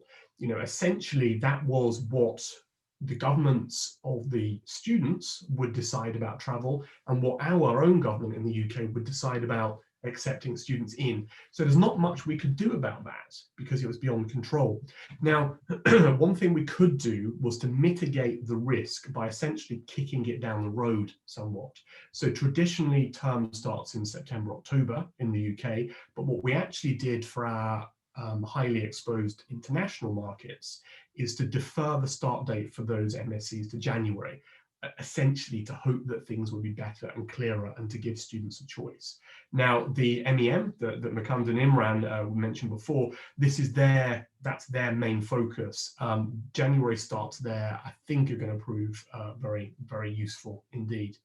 So given the uncertainty and the limit on what we could do around international markets, the primary game for universities became focused on undergraduate domestic students. We wanted to encourage them, as I said before, to come to university despite all the uncertainty. So domestic undergraduate recruitment, as I said, it's a huge thing. Now, what we saw here was really interesting. Behind the scenes, every university was making plans for potentially remote delivery when this September came.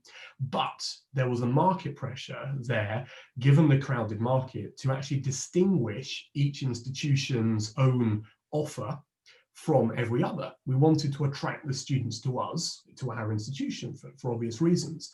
Now, what happened there was that the institutions decided to keep quiet for a little bit. As often happens in the UK in the higher education sector, there's a little bit of pause, and then we sort of wait for the first institution to make a move. And then once they've done that, everyone else starts to follow because the water's been tested. Now, on the 19th of May, you see here a BBC snippet, Cambridge, I think they were the very first to move. Essentially, it's Cambridge. They can do what they wish, and still they'll be fine for students. They trade, obviously, on that fantastic reputation. Now, Cambridge said all lectures will be online only until 2021, until the summer of 2021, i.e. this current academic year is online only. We'll try and do some small group stuff if we can. Now, that was a fair and honest thing for them to say, and I was glad that they said it. That really set things off in the sector. Now, what was interesting was that the media did not like that at all, and was stirring up, this is a waste of time for students, which again added to our worries that students would seek to defer. So what happened then is that the battlefront in the sector became about the provision of safe on-campus. How do we make it worthwhile for the students to join us so they have something more than an online delivery? So following that, a lot of universities started to announce their plans. Now, Ignite was Leicester's approach. So now I sort of focus in on my own institution. Leicester decided to go all out on marketing, and I think did remarkably well on this. They sort of created their approach to COVID, or our approach to COVID, as a marketable brand, essentially. So Ignite was Leicester's approach. It was pitched as a mix of on-campus and remote delivery through a flexible and blended approach to teaching. Now, that was a good move, and our university pushed very hard. Here is a picture of our Vice-Chancellor talking to the BBC. Here's a picture of our Vice-Chancellor again being interviewed on local television. For a while, it honestly felt that Leicester was at the forefront of the UK reaching out into the media, the UK sector reaching into the media. And we did remarkably well in appearing to be the leading institution in this modern approach to education as forced to us by COVID. Now, in addition to that, we were having a national lockdown, which was beginning to ease, but the government was keeping an eye on COVID numbers around the country.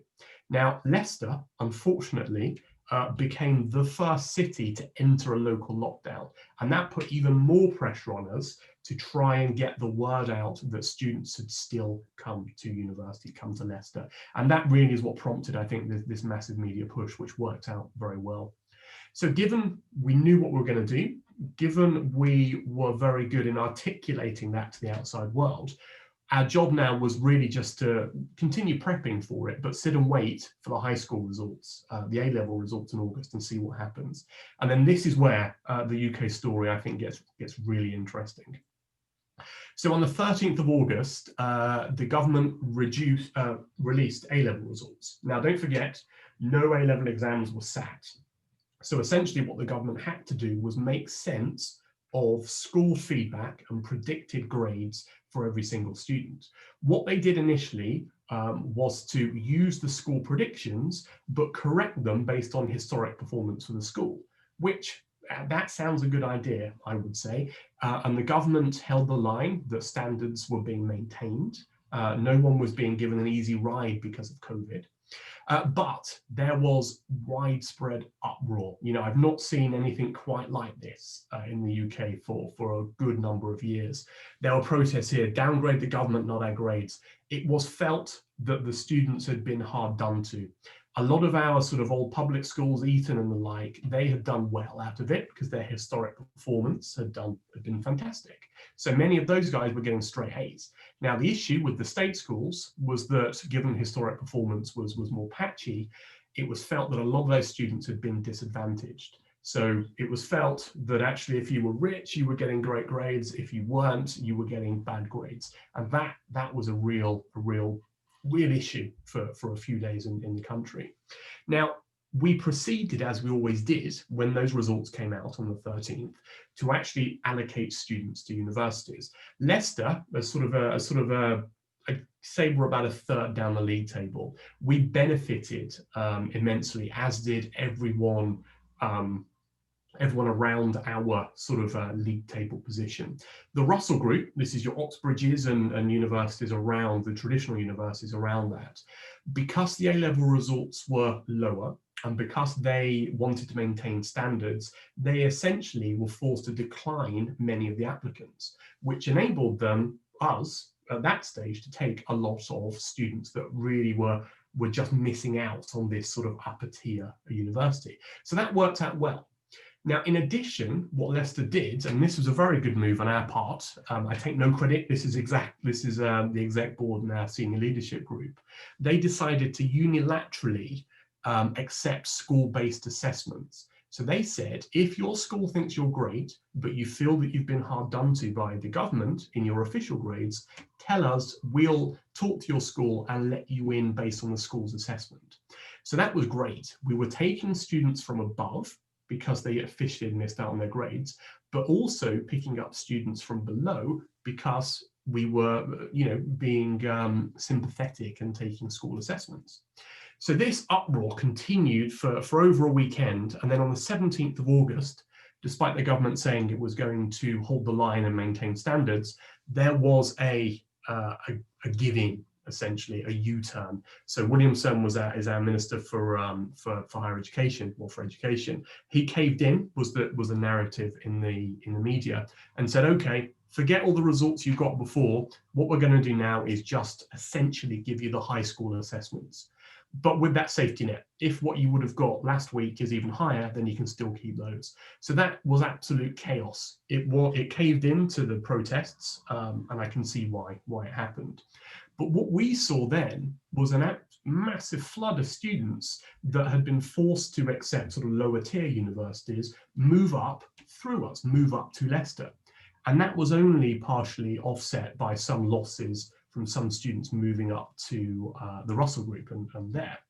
So we had volatile numbers for some days, and at one point, engineering, one of my schools, we'd accepted more than our physical capacity.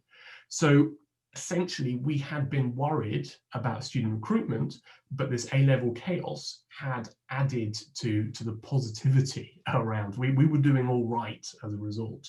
Upper and mid-tier institutions, I think we all benefited from this chaos.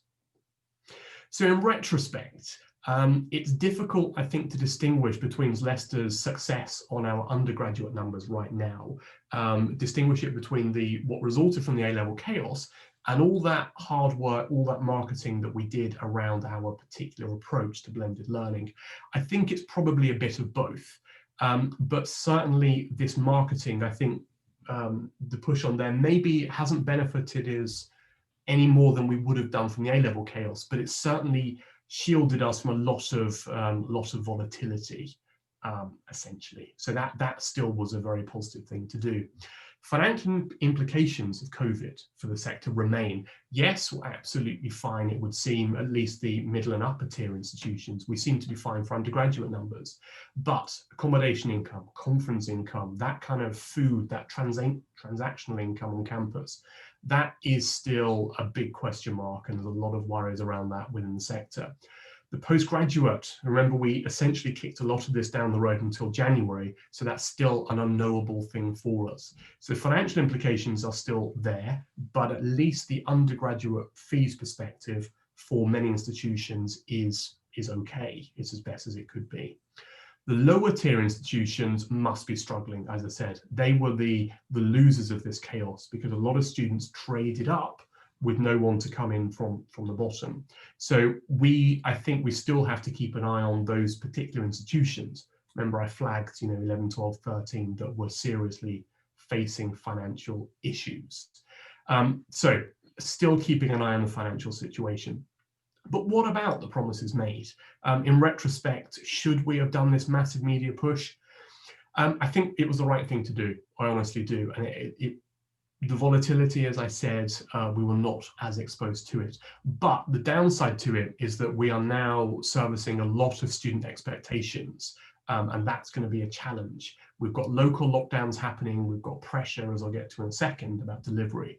But that is a real concern for us. Yeah, much was promised, and our challenge now is to deliver that. So towards the future then.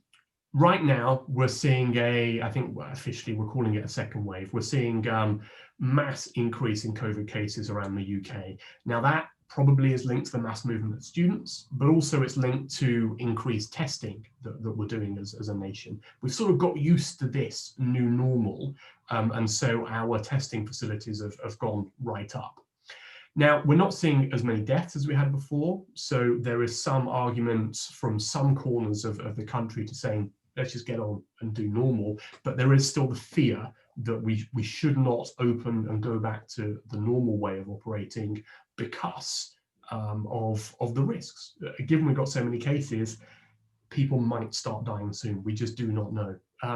Now, because of the media and also some union activity, we're getting increased staff anxiety about some of the face-to-face activities that we have promised to students. And the media and the second wave is certainly not helping us from delivering those promises that we made.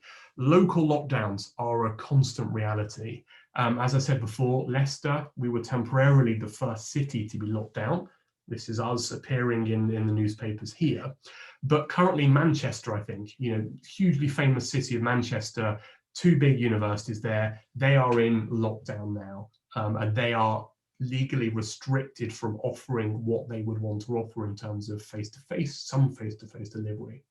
So there's that could be launched on any city at any point, and we just do not know. There's rumors of a national lockdown coming. To be honest, though, I've been hearing these rumors for a while and nothing's materialized, but it could happen. So that's the negatives and that's our challenges. But what good has come from this, I guess, is a question, because I really want this to be a positive speech. Now, towards the positives, as I think we've all been acknowledging so far, our sector has been forced to engage with the digital world, both for teaching, which I've talked a lot about, research I've not talked about, but also our local operations. A lot of what we do is interacting digitally with computers. Now, this newfound expertise, I think, is absolutely fantastic. We now have got the opportunity to embrace the future. We've got blended learning opportunities. On-campus students, once COVID has gone away, a lot of what we've learned is going to be of immense benefit to our delivery. A blended approach to online and physical things. International barriers are being removed as well. I'm giving a keynote in India and I've not had to fly anywhere, which is a shame because I really would like to visit. But essentially international barriers to communication, to teaching, all of these things we've realized are not actually there at all. We can interact internationally as much as we wish. Now we're using the digital world. Distance learning. The worry about distance learning was that the upfront cost was actually absolutely immense, and therefore it's a big business decision to go down there. Essentially, we've been forced to confront distance learning now, and it is a feasible thing we have realized in practice to deliver. That's going to be of immense importance to the sector. I'm absolutely sure. Given this collaboration, international collaboration, joint degrees, shared programs between international institutions becomes a reality more than it ever had done.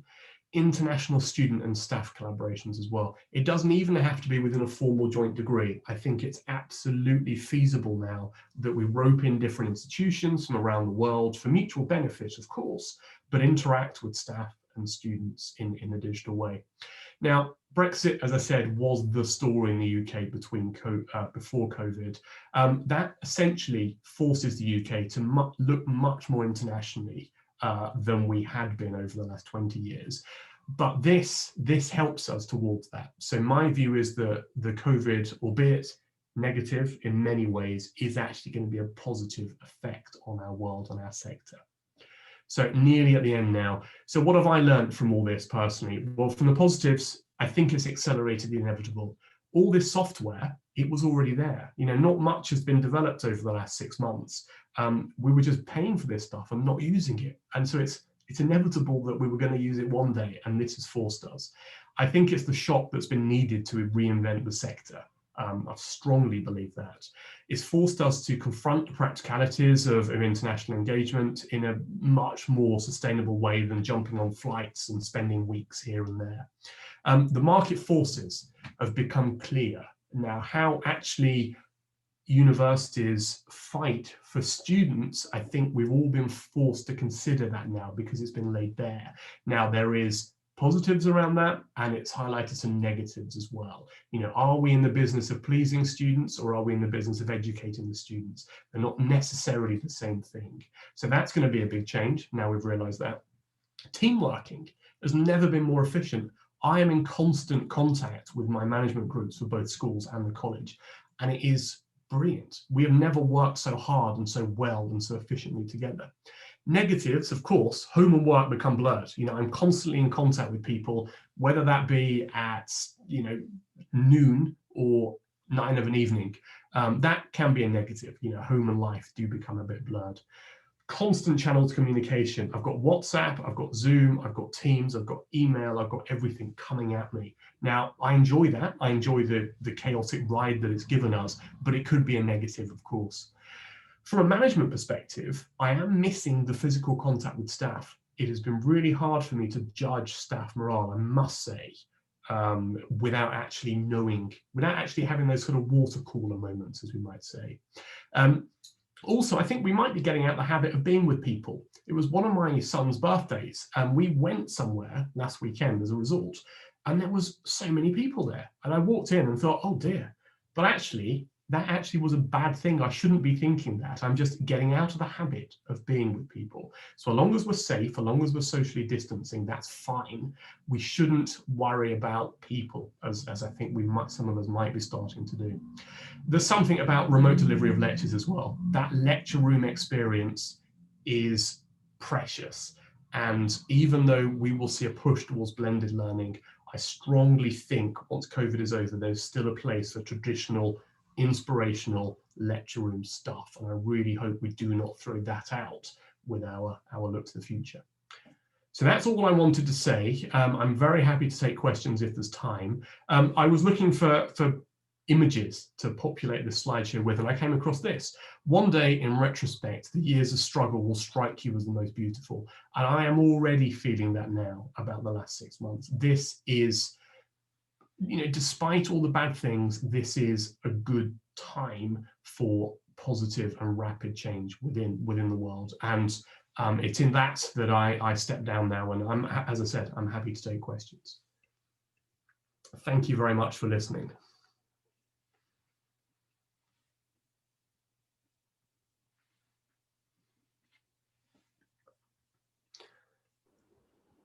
Is anybody there? Shyam Kumar sir, or Sridhar sir, Vasagi ma'am, any? Hello there.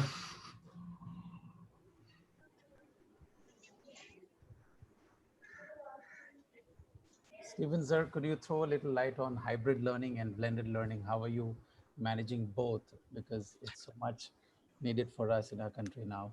How are you? Yeah, for sure. I mean, and I can see this from both sides. So in mathematics, it's very different to engineering. So in engineering, naturally, because we're accredited by engineering boards, we have to, and quite rightly so, have some lab content. So even though for health reasons, we're trying to limit face-to-face contact, for marketing reasons, we're trying to have some face-to-face contact, it's quite easy in engineering. We can just focus all of our physical things on the labs and make sure that they operate safely and efficiently. Now, on the mathematics side, and this is also true for computer science, there is a real tension there. So in principle, we could deliver mathematics, data science, computer science entirely remotely. The students want to have some contact with us, and so there's a real challenge about what is valuable contact to have. Is it small group work? Is it personal tutoring? Is it that? So we're being forced to confront that. And I think the lessons that we're learning now will go forwards to this new world when we do appreciate the remote delivery aspects, but we're not so worried about, you know, the health aspects of that. So we're going to learn a lot of lessons, I'm absolutely sure. But for practical subjects, chemistry, engineering, medicine, I think we have sorted it out what is appropriate remotely and what is appropriate face-to-face. And it's those lessons that will carry forwards. Thank you, Professor Stephen. Happy to My pleasure. have you here in our conference. Yeah, but I can say what we are practicing in VIT University. See, we have formed a multidisciplinary center where two of the mechanical professors, two of the electronic professors, and a couple of mathematics professors, physics professors, they join together and then they work continuously in the center. So that's what we have planned in VIT in Vellore as well as in Chennai. So what we used to do is we also take some industry problem with our contacts. We used to contact industries, and industry people will come up with a problem. We take the problem in a multidisciplinary approach, and then we try to solve. If there is a real help required, we go to further faculty member who is there in that particular domain, and then we involve them in a particular project, and we used to execute. And students, we have a project-based learning and research-based learning. All our postgraduate students and PhD students, they work on the research, and then they take a small part of the bigger work which the faculty member is doing, and then they take up that as project, and then they are going further.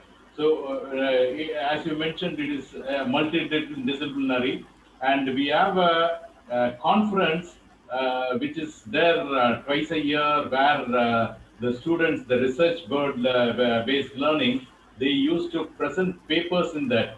So we encourage them, the students, in every semester to present a paper, and then whatever work they are doing, convert it into a journal paper. So they will be continuously working in that particular problem till they graduate. They will select their own problem, and then the guide and other thing, and then they will start slowly in the first semester. I'm talking about the postgraduate students. They'll start in a small level. The faculty will guide, and they will go along with the faculty with that project for 3 semesters, and then they will take up the final year project. So by this way, we are producing more research work in our institute, and we are collaborating with different departments, as the chief guest mentioned, and as you mentioned, we are working with so many departments together, and we are taking up. Thank you so much. So from a similar thing, we've just launched a new center for AI data analysis and modeling, and that's currently research focused, and that's mathematics, engineering, computer science, working together and solving industry problems and other sort of medical problems as well. Now, from a student perspective, I'm really encouraging of that. But currently, our arrangement is still, you're in this school, you're in that school, or the other. So even though we're pushing very hard, and there's obviously student demand for industry-related projects, the challenge for me is to try and encourage that interdisciplinariness within, a student that's studying engineering and a student that's studying mathematics. I need to enable them to jump disciplines within quite formal degree structures. So it's certainly a challenge going forward, but one that we necessarily have to solve. Thank you. And we have Dr. Mangal Sundar Krishnan, IIT professor here. So, sir, I request you to. I wanted to introduce myself to Dr. Stephen Garrett. I am Sundar. I am a chemist, to be very precise, but I have been in the ICT for many years. I have a quick question, slightly off the talk that you gave, but it's somewhat related to that. The current COVID problem of the last, I would say, 8 months has basically given us a new problem and challenge in organizing our teaching learning processes. But I also think that this is probably the best opportunity that we ever have, or we will ever have, for an effective blended learning that we have to do to smaller groups of students whom we could bring into the campus while not violating the social distancing norms. and also not risking their lives in batching them into something like smaller groups and giving them a fairly intense 1 week or 2 week sessions or a semester course, and then telling them, go back, continue to do what you have been doing online, continue to interact with us. But then again, your turn will come maybe another 2 months later. If you want to come in, you come in for experience.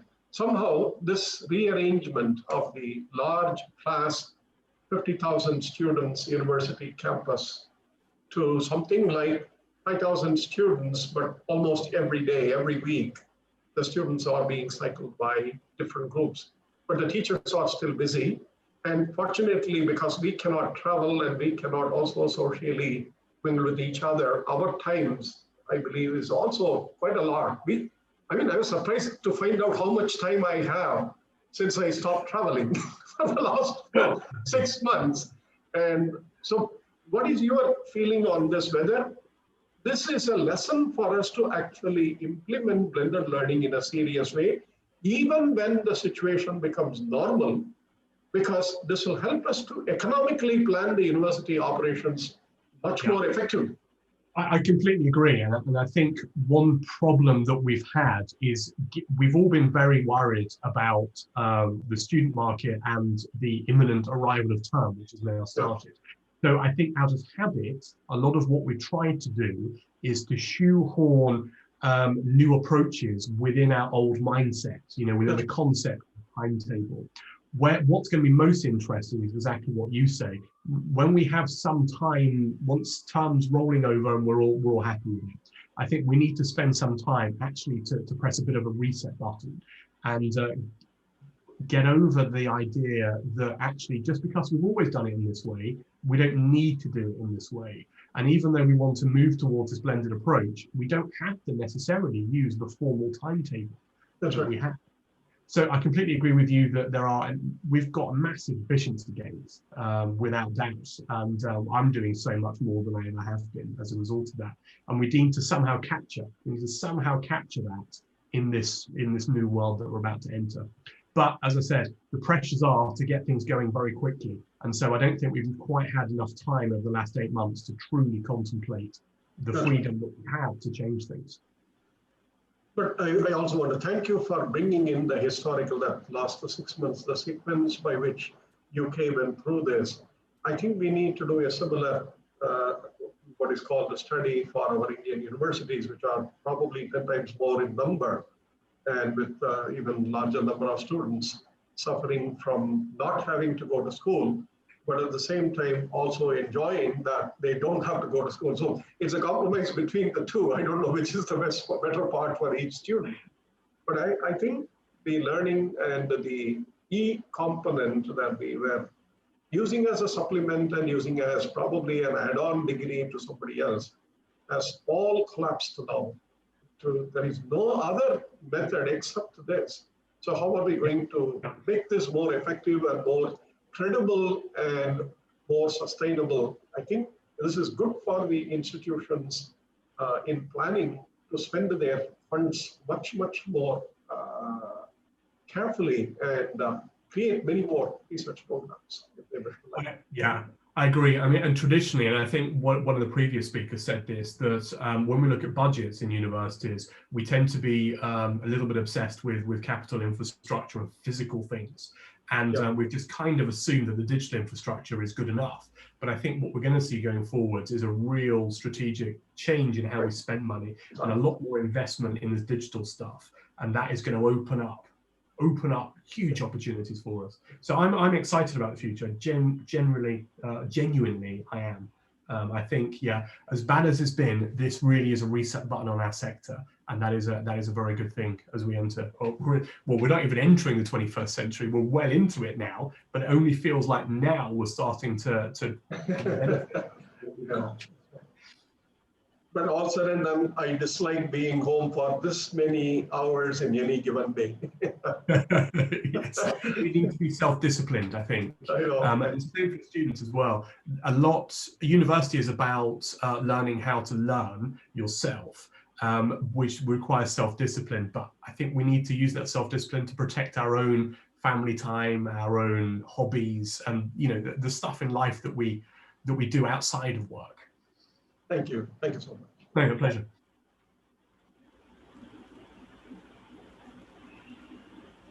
Yeah, Professor Sridhar, it's up to you. Go ahead. Professor Vasudha, please. Yeah. We are never alone. Yeah.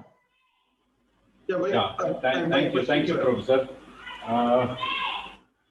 Professor Stephen, would you have a closing remark for the current pandemic worldwide?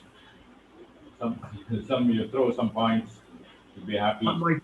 My closing remark is just to echo what I've heard time and time again. This is a real opportunity for positive change, and part of that is going to be blended learning and greater international collaboration. And I want that to be the takeaway message. This is a real opportunity, so let's embrace this and change our sectors for the better. Thank you, Professor. Dr. Samuel Johnson is here. Dr. Samuel Johnson. Yeah, he's here. He's muted. Samuel. Yeah, I request Professor Umashankar to give a vote of thanks. Professor Umashankar, our senior professor in School of Mechanical Engineering. Yes, Professor. Okay, thank you, Dr. Sridhar. It's a great pleasure of listening to Dr. Stephen Garrett, because he has given a lot of inputs with respect to what is happening at their end. And as he said, really, it is opening up a lot of opportunities for us, because to be frank with you, this COVID-19 has opened up the real power of online education. And we need to refine it, because every university was suddenly jumped to online communication. And we need to go and refine it. And as our chancellor has put it, that we need to have a bimodal with the online and classroom teaching. Because I know Stephen Garay, being a mathematics professor, will be having some of the problems in explaining the concepts online. It may be easy on the board. Similarly, some of the practical sessions, lab sessions, we have problems. So this poses challenges as well as great opportunities for us, because there is an urge for all of us to communicate the advanced technology at the earliest, for which the fundamentals have to be taught through online earlier as a pre-bridging course or something like that. So this is a good opportunity, and I thank wholeheartedly on behalf of PIT as well as on behalf of the conference, Dr. Stephen Garay, for giving a very nice introductory keynote address for the first session. Thank you very much. Thank you, Professor Stephen. Thank you very much. We'll be in touch with you. Thanks for collaborating with us. I thank my student, Dr. Mohan, for all his support from University of Leicester. I also thank Dr.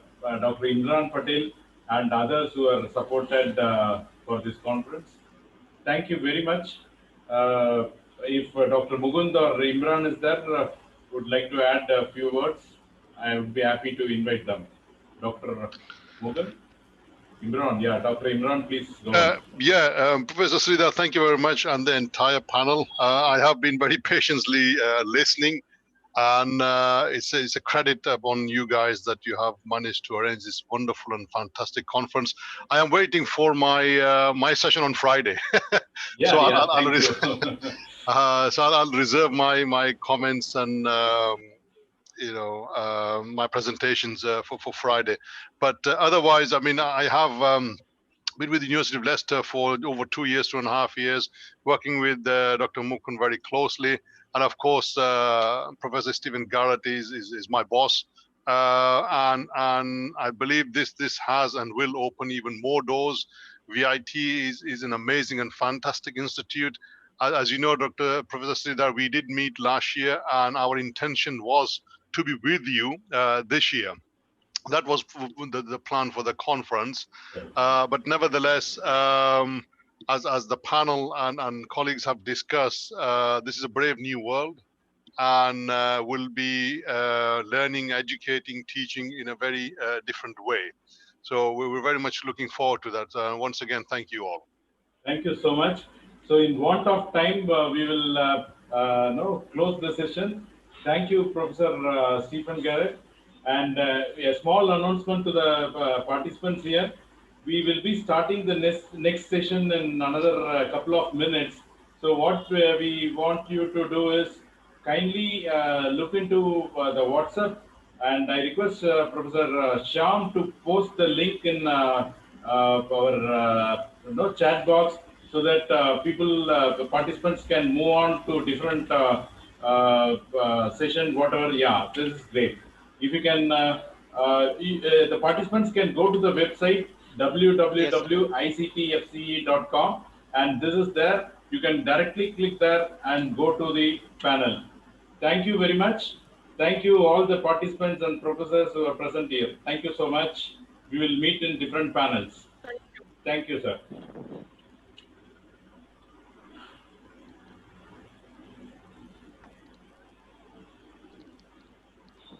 Sir, we are ending this meeting, sir, so that only we can start the other session. Please do that.